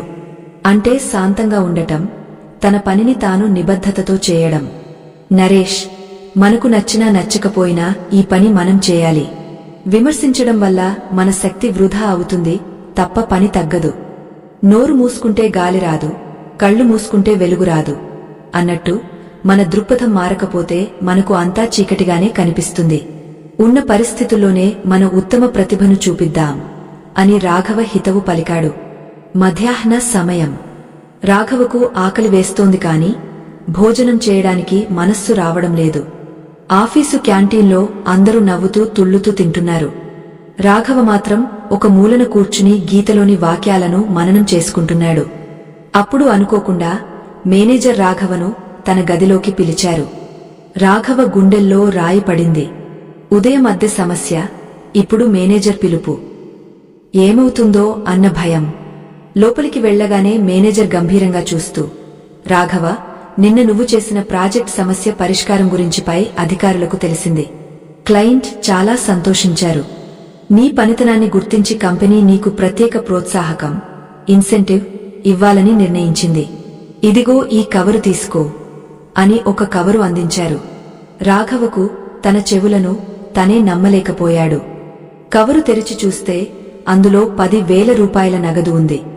అచ్చం రాఘవ దానం చేసిన మొత్తానికి అది రెట్టింపు. కళ్లల్లో నీళ్లు తిరిగాయి. ఆ క్షణంలో అతనికి కృష్ణుడు రథం మీద నుండి చిరునవ్వు నవ్వుతున్నట్లు అనిపించింది. యోగక్షేమం వహామ్యహం. తనను నమ్మిన వారి యోగక్షేమాలు తానే చూసుకుంటానన్న భగవంతుడి మాట ఎంత సత్యం. నిజం నిలకడ మీద తెలుస్తుంది అని ఊరికే అనలేదు. ధర్మం వైపు నిలబడినప్పుడు ఆ ధర్మమే మనల్ని కాపాడుతుంది. మేనేజర్కు కృతజ్ఞతలు చెప్పి బయటకు వస్తున్న రాఘవకు ఒక గొప్ప పాఠం అర్థమైంది. మనం ఎవరికైనా సహాయం చేసినప్పుడు అది భగవంతుడికి ఇచ్చిన అప్పు లాంటిది. ఆయన దానిని వడ్డీతో సహా తిరిగి ఇస్తాడు. కాని ఆ ప్రతిఫలాన్ని మనం కోరకూడదు. రాఘవ నిన్న రాత్రి ప్రతిఫలం ఆశించి సహాయం చేయలేదు. అందుకే ఈరోజు అతనికి ఈ బహుమతి లభించింది. ఆ సాయంత్రం రాఘవ ఇంటికి వెళ్తుంటే అడుగులు ఎంతో తేలికగా పడుతున్నాయి. కిరాణా కొట్టు దగ్గర ఆగే సరళకు నచ్చిన పూలు, పిల్లలకు మిఠాయిలు కొన్నాడు. ఇంటికి వెళ్లి ఆ కవరును సరళ చేతిలో పెట్టాడు. జరిగిన విషయం విని ఆమె ఆశ్చర్యంతో నోరెళ్లబెట్టింది.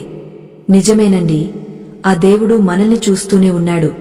మీ నమ్మకమే మనల్ని కాపాడింది అని కన్నీళ్లు పెట్టుకుంది. రాఘవ సంతోషంగా భోజనం చేసి కిటికీ దగ్గర కూర్చున్నాడు. బయట గాలిలో మల్లెపూల వాసన వస్తోంది. జీవితం ఒక సముద్రం లాంటిది. ఒక్కోసారి అలలు మనల్ని ముంచేయాలని చూస్తాయి. కాని మనం ధైర్యం కోల్పోకుండా ఆ పరమాత్మను నమ్ముకుంటే ఆయనే మనల్ని ఒడ్డుకు చేరుస్తాడు. కాని రాఘవకు తెలుసు, ఇది కేవలం ఒక రోజు విజయం మాత్రమే. రేపు మళ్లీ కొత్త సవాళ్లు ఉంటాయి. బహుశా రేపు కార్యాలయంలో రాజకీయాలు ఉండవచ్చు, లేదా ఆరోగ్య సమస్యలు రావచ్చు. కాని ఇప్పుడు అతని దగ్గర ఒక అజేయమైన ఆయుధం ఉంది. అదే గీతా జ్ఞానం. ఆ జ్ఞానంతో అతను ఏ యుద్ధాన్నైనా గెలవగలడు. ఆ రాత్రి రాఘవకు ఒక ఆలోచన వచ్చింది. తను పొందిన ఈ ప్రశాంతతను, ఈ జ్ఞానాన్ని కేవలం తనకే పరిమితం చేయకూడదు. తన చుట్టూ ఉన్నవారికి, ముఖ్యంగా నిరాశలో ఉన్న తన స్నేహితులకు ఈ మార్గాన్ని ఎలా చూపాలి? పరోపకారాయ ఇదం శరీరం అన్నట్టు తన జీవితం ఇతరులకు ఆదర్శంగా నిలవాలి. కాని అది ఎలా సాధ్యం? తను ఒక సామాన్య ఉద్యోగ మాత్రమే కదా. ఈ మథనంలో ఉండగానే అతనికి ఒక సందేశం వచ్చింది. అది ఒక పాత మిత్రుడి నుండి. అతని జీవితం అతలాకుతలమైపోయిందట. అతడిని కాపాడవలసిన బాధ్యత ఇప్పుడు రాఘవ మీద ఉంది. రాఘవ ఆ రాత్రి నిద్రపోలేకపోయాడు. తన పాత మిత్రుడు ప్రసాద్ పంపిన ఆ సందేశం అతని మనస్సును కలచివేసింది. రాఘవ, నా జీవితం ముగసిపోయింది. నేను అందరికీ భారమయ్యాను. ఇక నాకు ఏ దారి కనిపించడం లేదు. ఈ మాటల వెనుక ఉన్న నిరాశ రాఘవకు స్పష్టంగా కనిపిస్తోంది. ప్రసాద్ ఒకప్పుడు ఎంతో ఉత్సాహంగా ఉండేవాడు. పెద్ద వ్యాపారం చేసేవాడు. కాని కాలచక్రం తిరిగింది. వ్యాపారంలో నష్టాలు వచ్చాయి. నమ్ముకున్నవారే వెన్నుపోటు పొడిచారు. ఇప్పుడు అతను ఒక చీకటి గదిలో బందీ అయిపోయాడు. రాఘవ వెంటనే బయలుదేరి ప్రసాద్ ఇంటికి వెళ్లాడు. ఆ ఇల్లు ఒకప్పుడు కళకళలాడుతూ ఉండేది. కాని ఇప్పుడు అక్కడ ఒక రకమైన నిశ్శబ్దం, విషాదం ఆవరించి ఉన్నాయి. లోపలికి వెళ్లగానే ప్రసాద్ ఒక మూలన తలదించుకుని కూర్చుని ఉన్నాడు. అతని జుట్టు చెదిరిపోయి ఉంది. కళ్ల కింద నల్లటి వలయాలు ఏర్పడ్డాయి. రాఘవను చూడగానే అతను వెక్కి వెక్కి ఏడవడం మొదలుపెట్టాడు. రాఘవ, ముందు వెనుక చూసి అడుగు వేయాలి అని అందరూ అంటారు. కాని నేను నా సర్వస్వాన్ని కోల్పోయాను. ఇప్పుడు నా దగ్గర ఏమీ లేదు. సమాజం నన్ను చూసి నవ్వుతోంది. నా భార్యాబిల్లల మొహం చూడలేకపోతున్నాను అని ఆవేదన వ్యక్తం చేశాడు. రాఘవ నెమ్మదిగా అతని పక్కన కూర్చున్నాడు. అతని భుజం మీద చేయి వేసి నిమిరాడు. ప్రసాద్, ఒక్క విషయం గుర్తుంచుకో. ఈ లోకంలో ఏదీ శాశ్వతం కాదు. సుఖదుఃఖే సమే కృత్వా లాభాలాభో జయాజయో అని కృష్ణుడు గీతలో చెప్పాడు. సుఖం వచ్చినప్పుడు పొంగపోవడం, దుఃఖం వచ్చినప్పుడు కుంగపోవడం సామాన్యుల లక్షణం. కాని నిజమైన వీరుడు ఈ రెండింటినీ సమానంగా స్వీకరిస్తాడు. నీ సంపద పోయింది కావచ్చు, కాని నీ ప్రాణం, నీ జానం ఇంకా నీ దగ్గరే ఉన్నాయి కదా అన్నాడు. ప్రసాద్ తల పైకెత్తి, జానమా? ఈ స్థితిలో జానం ఏం చేస్తుంది రాఘవా? ఆకలి వేస్తే జానం అన్నం పెట్టదు కదా. అప్పులవాళ్లు తలుపు తడుతుంటే గీతలోని శ్లోకాలు నన్ను రక్షిస్తాయా అని నిస్పృహతో అడిగాడు. కుక్కతోక పట్టుకుని గోదారి ఈదినట్లు నా పరిస్థితి తయారైందని వాపోయాడు. రాఘవ చిరునవ్వు నవ్వి, ప్రసాద్, భగవద్గీత నిన్ను ఆకలి నుండి రక్షించకపోవచ్చు, కాని ఆ ఆకలిని, ఆ అవమానాన్ని ఎదుర్కొనే ధైర్యాన్ని ఇస్తుంది. కృష్ణుడు అర్జునుడికి యుద్ధం చేయమని చెప్పాడు తప్ప అడవులకు వెళ్లి తపస్సు చేయమని చెప్పలేదు. నీ అప్పులు, నీ నష్టాలు ఇవే నీ యుద్ధ రంగం. దీని నుండి పారిపోవడం క్లేబ్యం, పెరికితనం అవుతుంది. క్షుద్రం హృదయ దౌర్బల్యం త్యక్వోత్తిష్క పరంతప అంటే నీ మనస్సులోని ఈ బలహీనతను వదిలిపెట్టి నిలబడు అని పరమాత్మ చెబుతున్నాడు. నువ్వు ఓడిపోయావు అని లోకం అనుకోవచ్చు, కాని నువ్వు ప్రయత్నం ఆపినప్పుడే నిజమైన ఓటమి సంభవిస్తుంది అని వివరించాడు. అప్పుడు రాఘవ ప్రసాద్కు 6వ అధ్యాయమైన ఆత్మసంయమ యోగం గురించి వివరించడం మొదలుపెట్టాడు. ప్రసాద్, గీతలో ఒక అద్భుతమైన వాక్యముంది. ఉద్ధరేదాత్మనాత్మానం నాత్మానమవసాదయేత్ ఆత్మైవ హ్యాత్మనో బంధురాత్మైవ రిపురాత్మనః అంటే నిన్ను నువ్వే ఉద్ధరించుకోవాలి, నిన్ను నువ్వు కించపరచుకోకూడదు. నీ మనస్సే నీకు బంధువు, నీ మనస్సే నీకు శత్రువు. ఇప్పుడు నీ మనస్సు నీకు శత్రువులా మారి నిన్ను చంపాలని చూస్తోంది. దాన్ని నీకు మిత్రుడిగా మార్చుకో. గతాన్ని తలచుకుని ఏడవడం వల్ల ఏమీ రాదు. గత జలసేతు బంధనం అన్నట్లు వెళ్లిపోయిన నీటికోసం ఆనకట్ట కట్టడం వృధా అని హితవు చెప్పాడు. ప్రసాద్ ఆలోచనలో పడ్డాడు. కాని రాఘవా, నేను మళ్లీ ఎలా మొదలుపెట్టాలి? అందరూ నన్ను విమర్శిస్తున్నారు అన్నాడు. రాఘవ వెంటనే, విమర్శించేవాడు ఎప్పుడు ఉంటాడు ప్రసాద్, చెప్పేవాడికి వినేవాడు లోకువా అన్నట్లు లోకం నీ కష్టాన్ని చూడదు, నీ పతనాన్ని మాత్రమే చూస్తుంది. కాని భగవంతుడు నీ ప్రయత్నాన్ని చూస్తాడు. నువ్వు చేసే పనిని నిష్కామంగా చేయి. ఈరోజు నువ్వు మళ్లీ చిన్న పనితో మొదలుపెట్టు. అహంకారాన్ని వదిలేయి. నేను ఒకప్పుడు కోటీశ్వరుడిని, ఇప్పుడు ఈ చిన్న పని ఎలా చేయాలి అనే భావనను తుడిచివేయి. కృష్ణుడు సాక్షాత్తు దేవుడైనా అర్జునుడి రథానికి సారథిగా మారి గుర్రాలను కడిగాడు. మరి మనమెంత అని ప్రశ్నించాడు. ఆ మాటలు ప్రసాద్ గుండెల్లో తూటాల్లా పేలాయి. అతనిలో ఒక రకమైన చైతన్యం మొదలైంది. నిజమే రాఘవా, నేను నా అహంకారం వల్లే ఇంతలా కుమిలిపోతున్నాను. నా వైభవం పోయిందని బాధపడుతున్నాను తప్ప నా బాధ్యతను మరచిపోయాను. అతి వినయం ధూర్త లక్షణం అని అంటారు, కాని అతి గర్వం వినాశనానికి కారణం. నేను మళ్లీ పోరాడుతాను. నా భార్యాబిల్లల కోసం, నా ఆత్మగౌరవం కోసం నిలబడతాను అని నిశ్చయించుకున్నాడు. రాఘవ ప్రసాద్ ఇంట్లో ఉన్న వాతావరణాన్ని గమనించాడు. అక్కడ ఉన్న నిరాశ మెల్లగా తొలగిపోతోంది. ప్రసాద్ భార్య లోపలి నుండి వచ్చి రాఘవకు కృతజ్ఞతలు తెలిపింది. అన్నయ్యగారు, మీరు రాకపోయి ఉంటే ఈయన ఏదో ఒకటి చేసుకునేవారు. మీరు చెప్పిన మాటలు మా అందరికీ ధైర్యాన్ని ఇచ్చాయి అని కన్నీళ్లు తుడుచుకుంది. మనిషికి ఆపదలో ఉన్నప్పుడు డబ్బు కంటే ధైర్యమిచ్చే మాటలే గొప్ప సంపద. మాట వెండి అయితే మౌనం బంగారం అంటారు, కాని సరైన సమయంలో చెప్పే మంచి మాట ప్రాణాన్ని కాపాడుతుంది. రాఘవ ప్రసాద్తో కలిసి కొద్దిసేపు ధ్యానం చేశాడు. కృష్ణుడు గీతలో చెప్పినట్టు మనస్సును ప్రశాంతంగా ఉంచుకోవడానికి ప్రాణాయామం, ఏకాగ్రత చాలా అవసరం. గాలిపటాన్ని దారం ఎలాగైతే అదుపులో ఉంచుతుందో శ్వాస మన మనస్సును అలా అదుపులో ఉంచుతుంది. కొద్దిసేపటి తర్వాత ప్రసాద్ ముఖంలో ఒక వింతైన ప్రశాంతత కనిపించింది. అప్పటివరకు ఉన్న అలజడి తగ్గి ఒక స్థిరత్వం వచ్చింది. అక్కడ నుండి బయలుదేరుతూ రాఘవ అన్నాడు, ప్రసాద్, ఈ యుద్ధం నీ ఒక్కడిదే కాదు. ప్రతి మనిషి తన లోపల ఒక కురుక్షేత్రాన్ని మోస్తున్నాడు. మనం ధర్మం వైపు ఉంటే కృష్ణుడు మన వెంటే ఉంటాడు. రేపు ఉదయం మళ్లీ కొత్తగా ప్రారంభించు. ఏ పని దొరికినా చేయి. కాయకమే కైలాసం అని ఊరికే అనలేదు. శ్రమలో దైవం ఉన్నాడు. రాఘవ తిరిగా తన ఇంటికి నడుచుకుంటూ వస్తుంటే ఆకాశంలో చుక్కలు మిలమిల మెరుస్తున్నాయి. ఈ సృష్టి అంతా ఒక క్రమ పద్ధతిలో నడుస్తోంది. నక్షత్రాలు తమ పనిని తాము చేస్తున్నాయి. గాలి వీస్తోంది, నదులు ప్రవహిస్తున్నాయి. కేవలం మనిషి మాత్రమే ఫలితం కోసం ఆశపడి తన శాంతిని కోల్పోతున్నాడు. రాఘవకు ఒక విషయం అర్థమైంది. భగవద్గీత కేవలం పుస్తకం కాదు, అది మన జీవితానికి ఒక దిక్సూచి. అది మనకు ఎలా బతకాలో నేర్పుతుంది, ఎలా చావకూడదో కూడా నేర్పుతుంది. మరుసటి రోజు ఉదయం రాఘవ ఆఫీస్కు వెళ్తుంటే అతనికి ప్రసాద్ నుండి ఒక ఫోన్ వచ్చింది. రాఘవ, నేను ఈరోజు ఒక చిన్న సేల్స్ మ్యాన్గా ఉద్యోగంలో చేరాను. జీతం తక్కువే కావచ్చు, కాని నా మనస్సులో ఇప్పుడు భయం లేదు. ఈ ఉద్యోగాన్నే నా యజ్ఞంగా భావించి చేస్తాను అని ఉత్సాహంగా చెప్పాడు. రాఘవ కళ్లల్లో ఆనంద బాష్పాలు తిరిగాయి. ఒక మనిషి జీవితంలో మార్పు రావడం కంటే గొప్ప విజయం ఏముంటుంది? కార్యాలయంలో రాఘవ తన పనిని మరింత శ్రద్ధతో చేయడం మొదలుపెట్టాడు.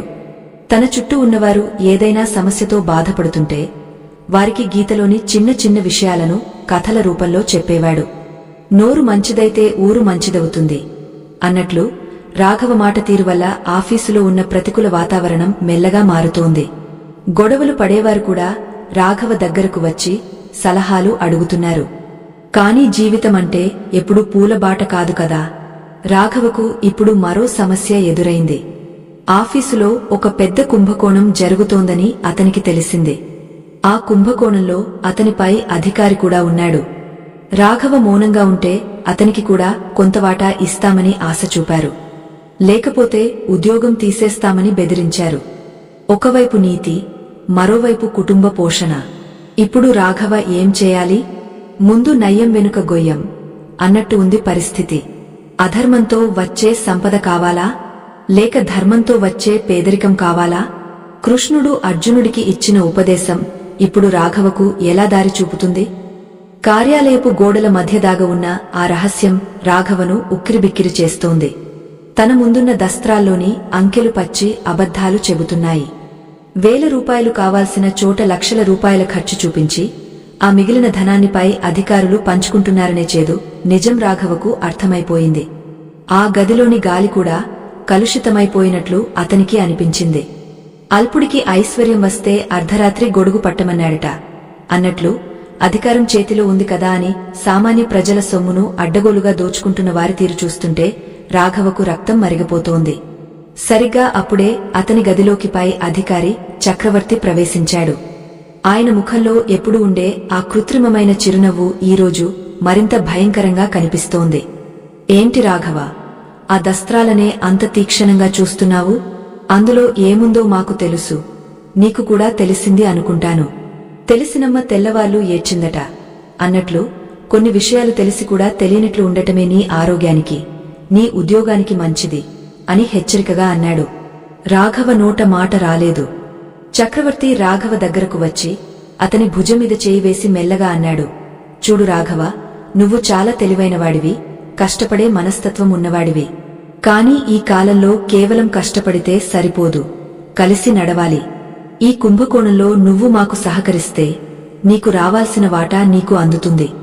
నీ అప్పులు తీరిపోతాయి, నీ పిల్లల చదువుకు ఇబ్బంది ఉండదు. ఆలోచించు. చేతులు కాలిన తర్వాత ఆకులు పట్టుకుని ప్రయోజనం లేదు. మా మాట వింటే నువ్వు రాజులా బతకవచ్చు, లేదంటే నీ ఉద్యోగం ఊడటమే కాదు, లేనిపోని కేసులు నీమీద పడతాయి. రాఘవ మనస్సులో ఒక పెద్ద యుద్ధం మొదలైంది. ఒకవైపు తన నిజాయితీ, మరోవైపు తన కుటుంబ భవిష్యత్తు. ఆ క్షణంలో అతనికి తన భార్య సరళ ముఖం, తన అనారోగ్యంతో ఉన్న చెల్లెలు, బాకీ ఉన్న ఇంటి అద్దె అన్నీ కళ్ల ముందు కదలాడాయి. నీతిగా బతికితే గంజి కూడా దొరకదు, కాని ఒక్క అబద్ధం చెబితే కొండంత ఆస్తి వస్తుంది అని అతని మనస్సులోని ఒక మూల వినిపిస్తోంది. కాని మరొక వైపు భగవద్గీతలోని కృష్ణుడి గంభీరమైన స్వరం ప్రతిధ్వనిస్తోంది. భగవద్గీత 16వ అధ్యాయం దైవాసుర సంపద్విభాగ యోగంలో కృష్ణుడు చెప్పిన మాటలు రాఘవకు గుర్తొచ్చాయి. అభయం సత్వసంశుద్ధి జాన్యోగ వ్యవస్థితి అంటే భయం లేకపోవడం, అంతఃకరణ శుద్ధి కలిగి ఉండటం దైవీ గుణాలు. అదే సమయంలో కామము, క్రోధము, లోభము అనేవి నరకానికి 3 ద్వారాలని పరమాత్మ హెచ్చరించాడు. చక్రవర్తి చూపిస్తున్న ఆశ లోభం అయితే, ఆయన ఇస్తున్న బెదిరింపు క్రోధం. ఈ రెండింటికీ లొంగపోతే తన ఆత్మను తానే చంపుకున్నట్లు అవుతుందని రాఘవ గ్రహించాడు. అధికారిగారు, నిజం నిప్పులాంటిది, అది ఎప్పటికైనా బయటపడక మానదు. ఈరోజు నేను డబ్బు కోసం నా మనస్సాక్షిని అమ్ముకుంటే రేపు ఆ భగవంతుడికి ఏం సమాధానం చెప్పుకోవాలి? పాపం పండక మానదు అని మన పెద్దలు ఊరకే అనలేదు. అధర్మంతో సంపాదించిన సొమ్ము కుండలో నీళ్లలా ఆవిరైపోతుంది, కాని ధర్మంతో సంపాదించిన గంజి మెతుకేనా మనకు తృప్తినిస్తుంది అని రాఘవ ధైర్యంగా చెప్పాడు. చక్రవర్తి ముఖం కోపంతో ఎర్రబడింది. ఒరేయ్ రాఘవ, అతి వినయం ధూర్త లక్షణం అని అనుకున్నాను, కాని నువ్వు మరీ నీతులు చెబుతున్నావు. నీకు ఎంత ధైర్యముంటే నా ముందే ఇలా మాట్లాడుతావు? రేపు ఉదయానికల్లా నీ రాజీనామా పత్రం నా టేబుల్ మీద ఉండాలి, లేదంటే నిన్ను జైలు పాలు చేస్తాను జాగ్రత్త అని అరిచి అక్కడి నుండి వెళ్లిపోయాడు. రాఘవ ఒంటరిగా ఆ గదిలో మిగిలిపోయాడు. తన ఉద్యోగం పోతోందని అతనికి అర్థమైంది. ఇంటికి వెళ్లి సరళకు ఈ విషయం ఎలా చెప్పాలి? పిల్లల ఫీజులు ఎలా కట్టాలి?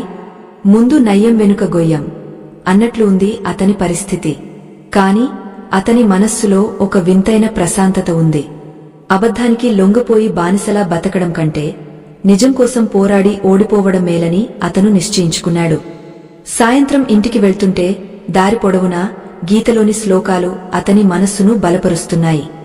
కర్మణ్యేవాధికారస్తే మా ఫలేషు కదాచన, నీవు చేయాల్సిన పనిని నువ్వు చేయి, ఫలితం ఏదైనా సరే దాన్ని స్వీకరించు. రాఘవ తన కర్తవ్యాన్ని నిర్వర్తించాడు, అవినీతిని ఎదిరించాడు. దానికి ప్రతిఫలంగా ఉద్యోగం పోయినా అది ఆ పరమాత్మ ఇష్టమని అతను భావించాడు. ఇంటికి వెళ్లగానే సరళకు విషయం అంతా చెప్పాడు. ఆమె ఒక్క క్షణం నిశ్శబ్దంగా ఉండిపోయింది. రాఘవ ఆమె ఏదో అంటుందని భయపడ్డాడు. కాని ఆమె అతని చేతులు పట్టుకుని, మనం పేదవాళ్లం కావచ్చు, కాని దొంగలం కాదు. మీరు తీసుకున్న నిర్ణయం సరైనదే. న్యాయం వైపు నిలబడేవాడికి దేవుడే తోడుంటాడు అని మీరు నాకు ఎప్పుడూ చెబుతుంటారు కదా. ఈ ఉద్యోగం కాకపోతే మరొకటి వస్తుంది, కాని మన గౌరవం పోతే తిరిగరాదు. ఈరోజు రాత్రి మనం ప్రశాంతంగా నిద్రపోవచ్చు, ఎందుకంటే మనం ఎవరిని వంచలేదు అని ధైర్యం చెప్పింది. సరళ మాటలు రాఘవకు 1000 ఏనుగుల బలాన్ని ఇచ్చాయి.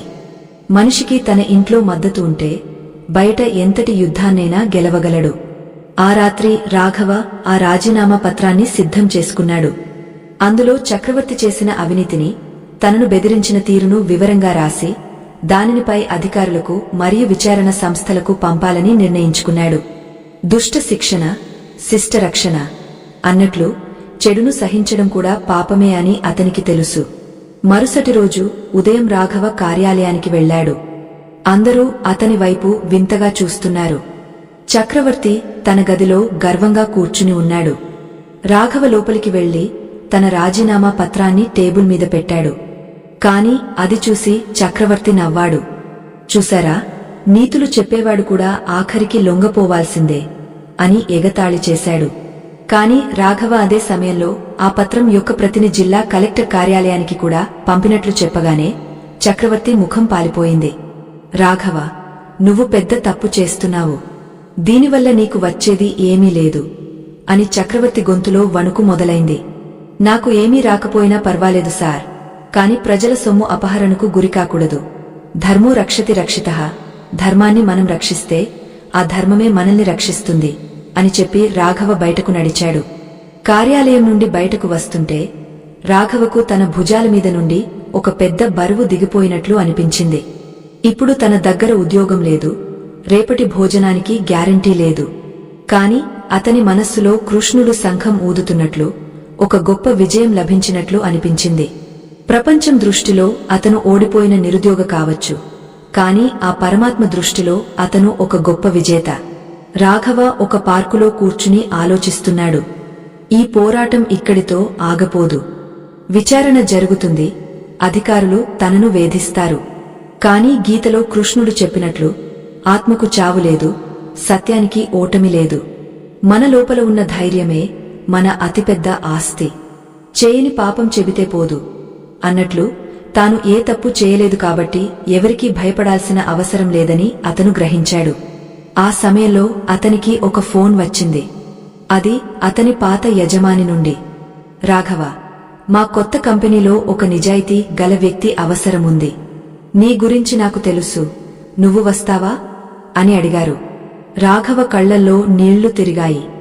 ఒక్క తలుపు మూసుకుంటే దేవుడు 100 తలుపులు తెరుస్తాడన్న మాట ఎంత నిజం.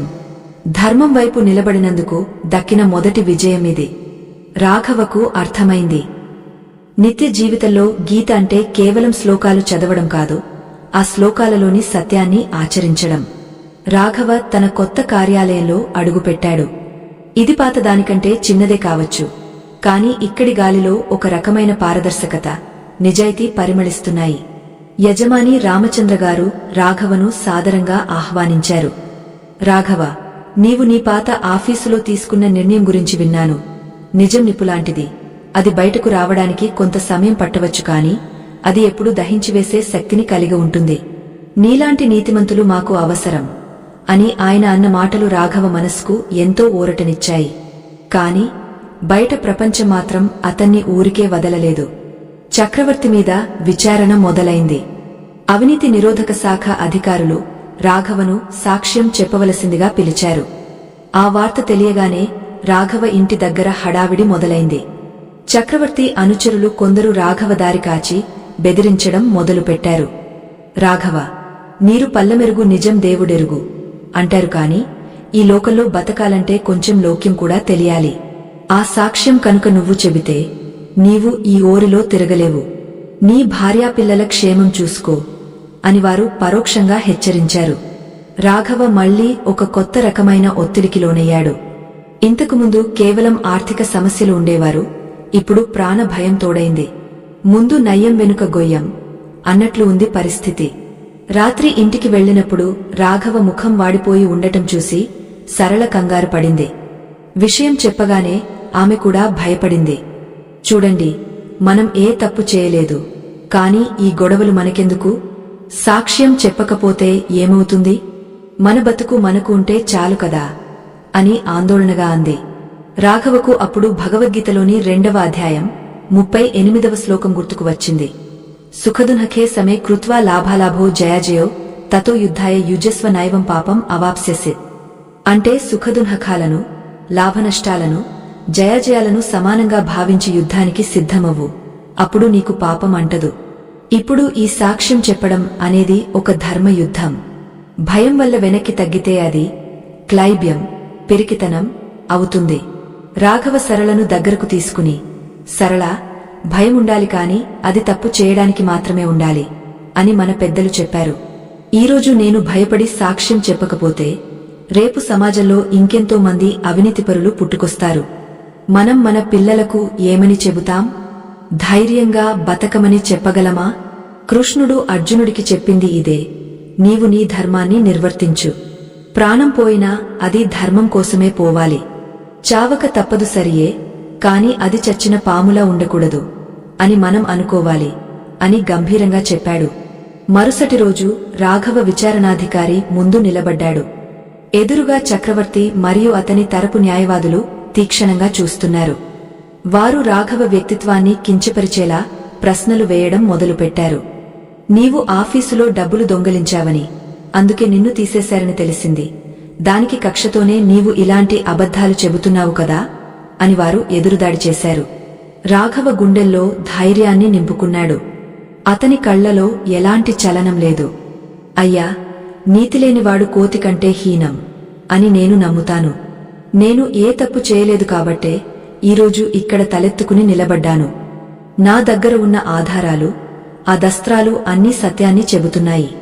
మీరు నన్ను ఎన్ని రకాలుగా వేధించినా నిజం మారదు అని ప్రశాంతంగా, స్థిరంగా సమాధానం చెప్పాడు. ఆ సమయంలో రాఘవకు తనలో ఒక దివ్యమైన శక్తి ఆవహించినట్లు అనిపించింది.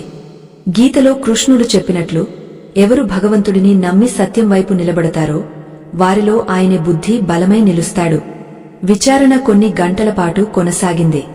రాఘవ చెప్పిన ప్రతి మాట తర్కబద్ధంగా ఆధారాలతో కూడి ఉంది. చక్రవర్తి ముఖంలో చెమటలు పట్టాయి. అంతవరకు గర్వంగా ఉన్న వ్యక్తి ఇప్పుడు నిస్సహాయంగా కనిపించాడు.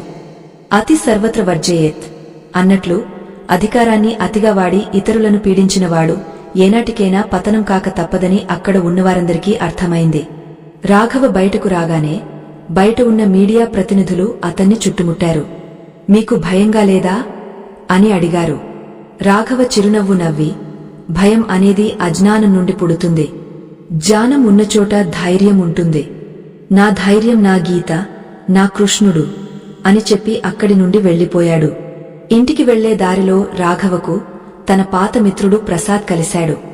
ప్రసాద్ ఇప్పుడు ఒక చిన్న కిరాణా కొట్టు పెట్టుకుని గౌరవంగా బతుకుతున్నాడు. రాఘవ, నువ్వు చేసిన పని చూసి గర్వంగా ఉంది. నిన్ను చూశాకే నాకు అర్థమైంది, ఓడిపోవడం అంటే సంపద కోల్పోవడం కాదు, ఆత్మగౌరవాన్ని కోల్పోవడమని. నీవు నాలో నింపిన ఆ ధైర్యమే నన్ను ఈరోజు ఇలా నిలబెట్టింది అని ప్రసాద్ ఆనందంతో చెప్పాడు. రాఘవకు ఒక గొప్ప తృప్తి కలిగింది. మనం చేసే మంచి పనులు కేవలం మనకే కాదు, మన చుట్టూ ఉన్న వారికి కూడా ప్రేరణనిస్తాయి. చెట్టు ముందా విత్తు ముందా అని తర్కించడం కంటే ఒక మొక్కను నాటి దానికి నీరు పోయడం మిన్న రాఘవ నాటిన ధర్మం అనే విత్తనం ఇప్పుడు ఒక వృక్షంలా ఎదుగుతోంది. సాయంత్రం వేళ రాఘవ తన ఇంటి వరండాలో కూర్చుని ఆకాశాన్ని చూస్తున్నాడు. సూర్యుడు అస్తమిస్తున్నా చంద్రుని వెలుగులో ప్రకృతి అంతా ప్రకాశిస్తోంది. జీవితంలో కష్టాలు సూర్యుడి వేడిలాంటివి, అవి మనల్ని పరీక్షిస్తాయి. కాని జ్ఞానం చంద్రుని వెన్నెల లాంటిది, అది మనకు ప్రశాంతతను ఇస్తుంది. రాఘవ మనస్సు ఇప్పుడు ఆ వెన్నెలలాగే ఉంది. రాఘవ తన కొడుకును పిలిచి దగ్గర కూర్చోబెట్టుకున్నాడు. బాబూ, జీవితంలో ఎప్పుడైనా నీకు కష్టం ఎదురైతే అడ్డదారులు తొక్కకు. సత్యమేవ జయతే అనేది కేవలం పుస్తకాల్లో ఉండే మాట కాదు, అది మన శ్వాస కావాలి. భగవద్గీతలో కృష్ణుడు చెప్పినట్లు నీవు ఏ పని చేసినా అది లోక కళ్యాణం కోసమే కావాలి, అప్పుడే నీ జన్మ సార్థకమవుతుంది అని బోధించాడు. ఆ చిన్నారి కళ్లలో మెరిసిన ఆశ్చర్యం, నమ్మకం రాఘవకు ఒక కొత్త బాధ్యతను గుర్తుచేశాయి. కాని రాత్రి ఒక వింతైన సంఘటన జరిగింది. చక్రవర్తి భార్య, ఆయన పిల్లలు రాఘవ ఇంటికి వచ్చారు. ఆమె రాఘవ కాళ్లమీద పడి ఏడవడం మొదలుపెట్టింది. అన్నయ్య, మా ఆయన తప్పు చేశారని మాకు తెలుసు. కాని ఆయన జైలుకు వెళితే మా గతి ఏంటి? దయచేసి నీ సాక్ష్యాన్ని వెనక్కి తీసుకో. నీకు ఎంత డబ్బు కావాలన్నా ఇస్తాం, కావాలంటే మా ఆస్తి అంతా నీకే రాసిస్తాం, మా పిల్లలను అనాథలను చేయకు అని విలపించసాగింది. రాఘవకు ఇది ఊహించని పరిణామం. ఒక పక్క ధర్మం, మరో పక్క ఒక కుటుంబం యొక్క ఆర్తనాదం. తన సాక్ష్యం వల్ల ఒక మనిషి జీవితం నాశనం అవుతోందా, లేక ఒక నేరం శిక్షించబడుతోందా? దయకన్నా ధర్మం గొప్పదా అనే ప్రశ్న రాఘవను వేధించసాగింది. ఆ మాతృమూర్తి కన్నీళ్లు రాఘవ మనస్సును కరిగస్తున్నాయి. సరళ కూడా ఏమీ చెప్పలేక మౌనంగా ఉండిపోయింది. ఇది రాఘవకు ఎదురైన అత్యంత కఠినమైన పరీక్ష. కృష్ణుడు అర్జునుడికి భీష్మ ద్రోణుల మీద బాణాలు వేయమని చెప్పినప్పుడు అర్జునుడు పడిన వేదన ఇప్పుడు రాఘవ అనుభవిస్తున్నాడు. ఈ క్లిష్ట పరిస్థితిలో రాఘవ తీసుకునే నిర్ణయమేమిటి? రాఘవ మనస్సు ఒక్కసారిగా కకావికలమైంది.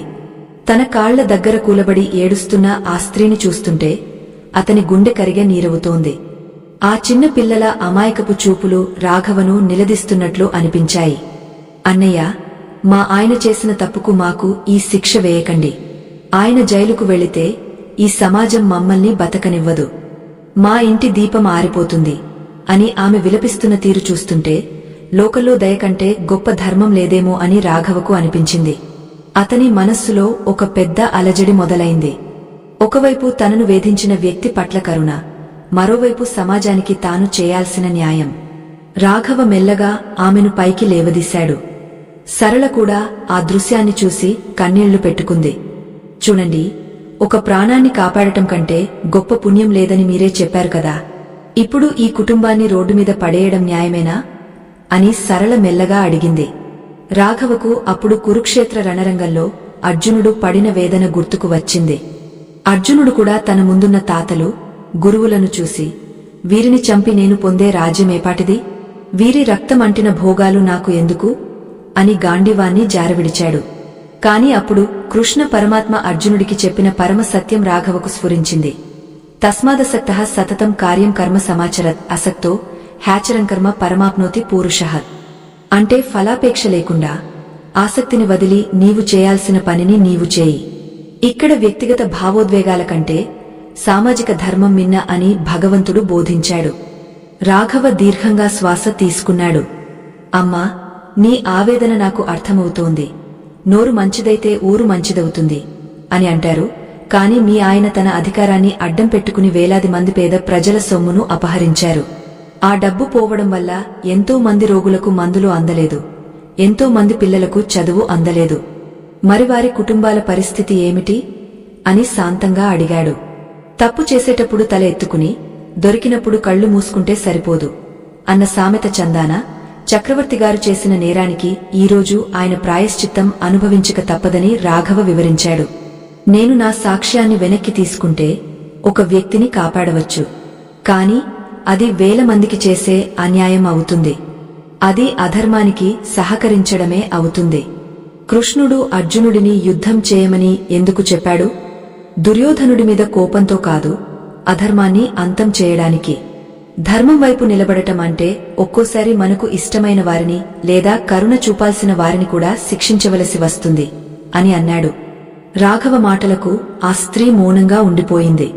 ఆమెకు తను కోరుతున్నది స్వార్థమని, రాఘవ చెబుతున్నది పరమార్థమని అర్థమైంది. అమ్మాయ్, భగవంతుడు ఎప్పుడూ ఒకరిని అన్యాయం చేయడు. మీ ఆయన చేసిన కర్మ ఫలితాన్ని ఆయన అనుభవించాలి.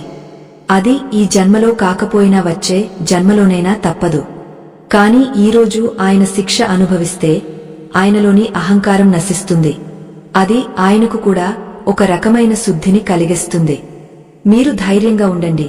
మీరు ఏ తప్పు చేయలేదు కాబట్టి ఆ దేవుడు మిమ్మల్ని ఏ రకంగానైనా కాపాడతాడు అని ధైర్యం చెప్పి పంపించాడు.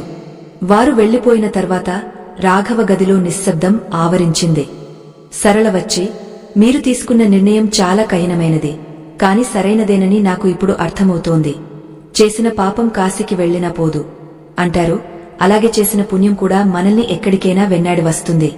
మీరు ధర్మం వైపు నిలబడ్డారు అని అంది. రాఘవ ఆ రాత్రి పడక మీద పడుకున్నా నిద్ర పట్టడం లేదు. మనిషి జీవితంలో నిర్ణయాలు తీసుకోవడం ఎంత కష్టమో అతనికి ఈరోజు అర్థమైంది.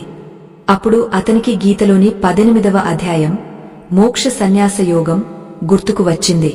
అందులో కృష్ణుడు అంటాడు, త్యాగం అంటే పనులను వదిలేయడం కాదు, పనుల వెనుక ఉన్న ఫలితాన్ని వదిలేయడం. రాఘవ తన సాక్ష్యం వల్ల వచ్చే కీర్తినిగాని, దానివల్ల ఎదురయ్యే ఇబ్బందులను గాని ఆశించలేదు. కేవలం అది తన కర్తవ్యం అని భావించి చేశాడు. ఇదే నిజమైన సన్యాసం.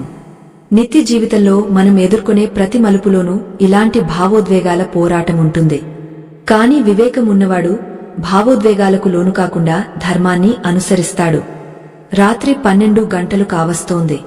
కిటికీ గుండా వస్తున్న వెన్నెల రాఘవ ముఖం మీద పడుతోంది. ఒక్క రోజులోనే ఎన్ని అనుభవాలు! ఉదయం ఆందోళనతో మొదలైన ప్రయాణం, ఆఫీసులో రాజకీయాలు, అప్పుల సమస్యలు, స్నేహితుడి కష్టాలు, ఇప్పుడు ఈ ధర్మ సంకటం. ఇవన్నీ చూస్తుంటే జీవితం ఒక రంగుల రాట్నంలా అనిపిస్తోంది. ప్రతిరోజు ఒక కురుక్షేత్ర యుద్ధమే.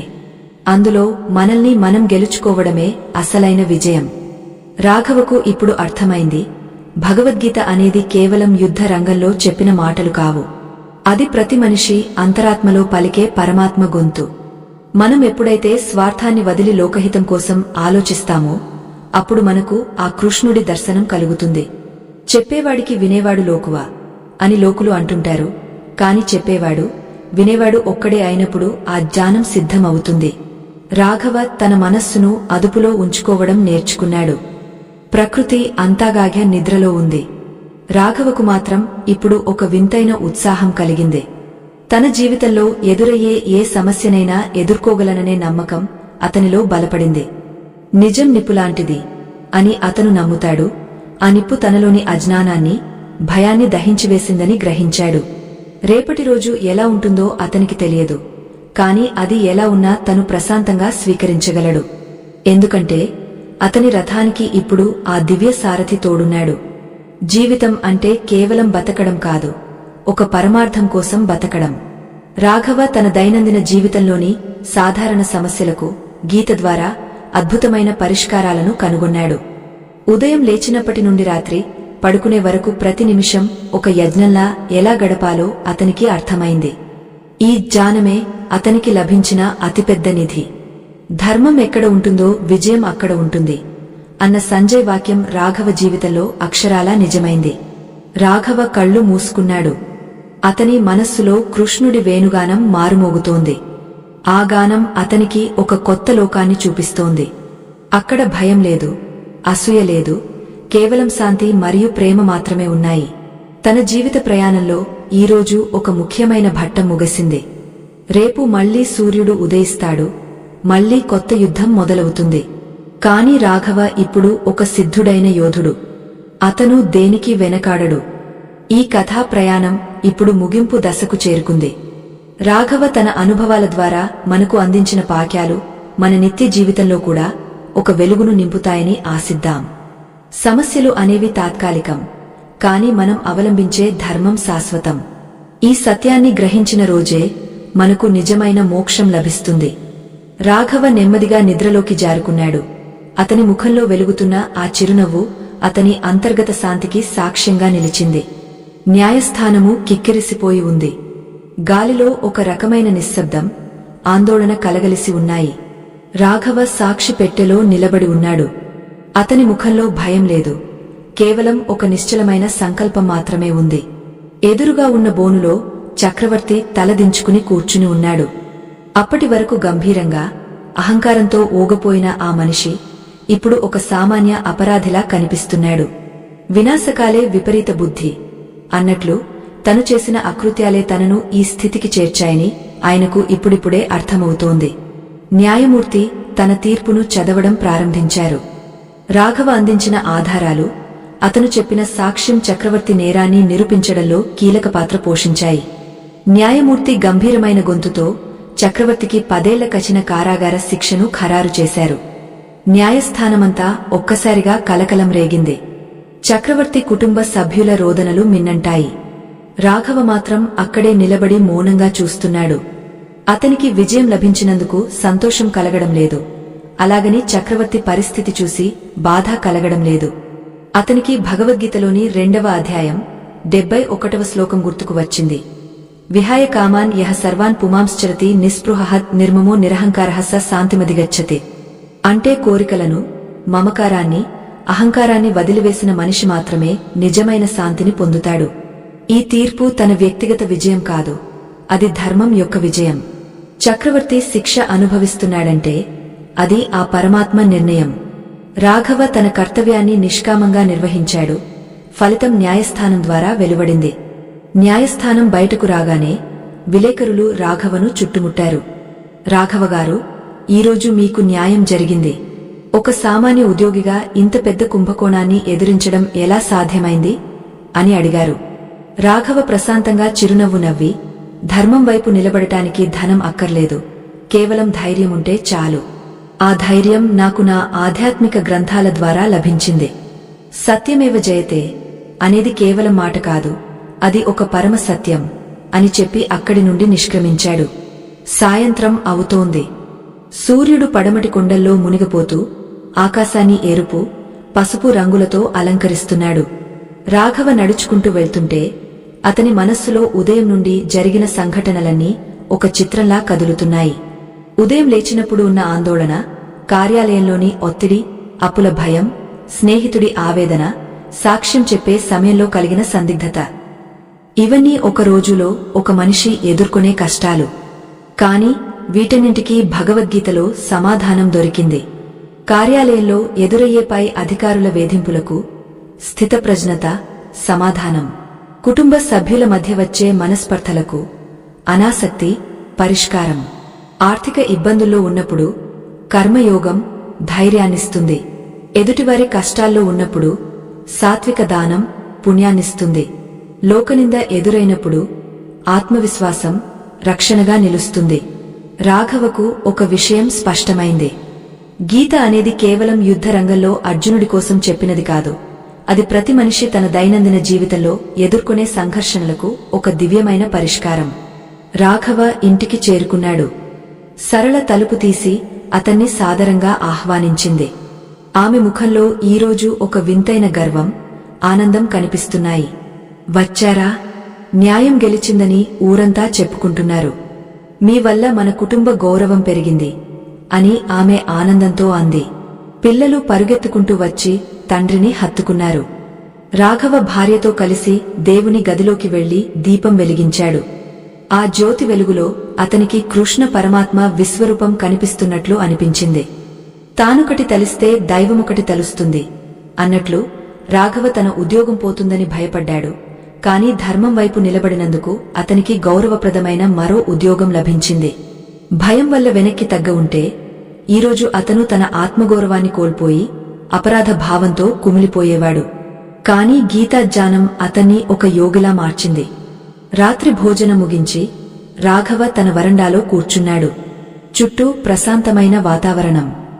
గాలిలో మల్లెపూల సువాసన వ్యాపిస్తోంది. గడియారం 10 గంటలు కొట్టింది. ఉదయం నుండి రాత్రి వరకు గడిచిన ఈ సమయం రాఘవ జీవితంలో ఒక గొప్ప పాఠాన్ని నేర్పింది. జీవితం అనేది ఒక పాఠశాల. అందులో ప్రతి సమస్య ఒక పాణ్యం. భగవంతుడు మనకు పరీక్షలు పెడతాడు, కాని ఆ పరీక్షలను ఎదుర్కొనే శక్తిని కూడా ఆయనే ఇస్తాడు. శ్రమ నీ ఆయుధమైతే విజయం నీ బానిస అవుతుంది అని రాఘవ తలుచుకున్నాడు. అతని శ్రమ, అతని నీతి ఈరోజు అతన్ని ఒక ఉన్నతమైన స్థానంలో నిలబెట్టాయి. ఆకాశంలో నక్షత్రాలు మిలమిల మెరుస్తున్నాయి. ఆ నక్షత్రాల మధ్య ఉన్న అనంతమైన శూన్యం రాఘవకు ఒక విషయాన్ని గుర్తు చేస్తోంది. ఈ విశ్వంలో మనం చాలా చిన్నవాళ్లం. మన సమస్యలు ఇంకా చిన్నవి. ఈ సత్యాన్ని గ్రహించినప్పుడు ఏ కష్టమూ మనల్ని కృంగదీయలేదు. రాఘవ మెల్లగా తన పడక గదిలోకి వెళ్లాడు. పక్కనే ఉన్న భగవద్గీత పుస్తకాన్ని భక్తితో కళ్లకు అద్దుకున్నాడు. ఈ పుస్తకం ఒక కాగితాల కట్ట కాదు, అది సాక్షాత్తు ఆ పరమాత్మ స్వరూపం. మనల్ని నడిపించే ఒక దివ్యజ్యోతి.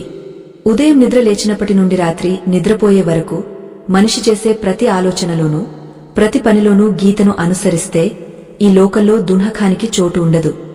రాఘవ కళ్ళు మూసుకున్నాడు. ఇప్పుడు అతని మనస్సులో ఎటువంటి తరంగాలు లేవు. ఒక నిశ్చలమైన సముద్రంలా ఉంది. భయం లేదు, ఆశ లేదు, కేవలం శాంతి మాత్రమే ఉంది. కృష్ణుడు చెప్పినట్లు నిర్మాణో మోహ జితసంగదోష ఆధ్యాత్మిక నిత్య వినివృతకామాన్హ ద్వంద్వైర్విముక్త సుఖద్ఖసంజనేర్ గచ్చంత్యముజాహ పదమవేయం తత్.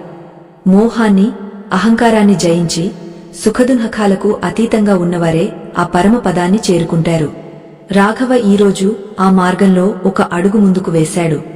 నిశ్శబ్దంగా ఉన్న ఆ రాత్రి వేళ రాఘవ హృదయంలో ఒక దివ్యమైన నాదం వినిపిస్తోంది.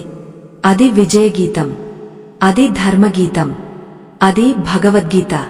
రాఘవ జీవిత ప్రయాణం ఇప్పుడు ఒక సార్థకతను పొందింది. రేపు ఉదయం మళ్లీ సూర్యుడు ఉదయిస్తాడు. మళ్లీ కొత్త సవాళ్లు వస్తాయి. కాని రాఘవకు ఇప్పుడు తెలుసు, తన వెంట ఆ జగన్నాటక సూత్రధారి ఉన్నాడని. ఆ నమ్మకమే అతని ప్రాణవాయువు. ఆ నిశ్చయంతోనే అతను నిద్రలోకి జారుకున్నాడు.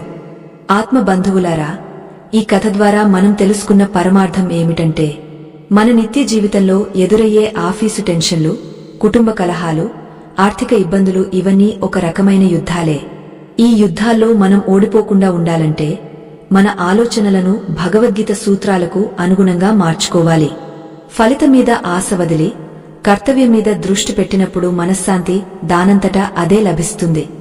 రాఘవలాగా మనం కూడా మన లోపల ఉన్న కృష్ణుడిని, వివేకాన్ని మేల్కొలిపితే ఏ సమస్య మనల్ని ఏమీ చేయలేదు. ఈ ఆధ్యాత్మిక జ్ఞానాన్ని అందించడానికి మా బృందం పడే శ్రమను గుర్తిస్తే వీడియోలో కనిపిస్తున్న చిత్ర సంకేతం ద్వారా మీ మద్దతును అందించండి.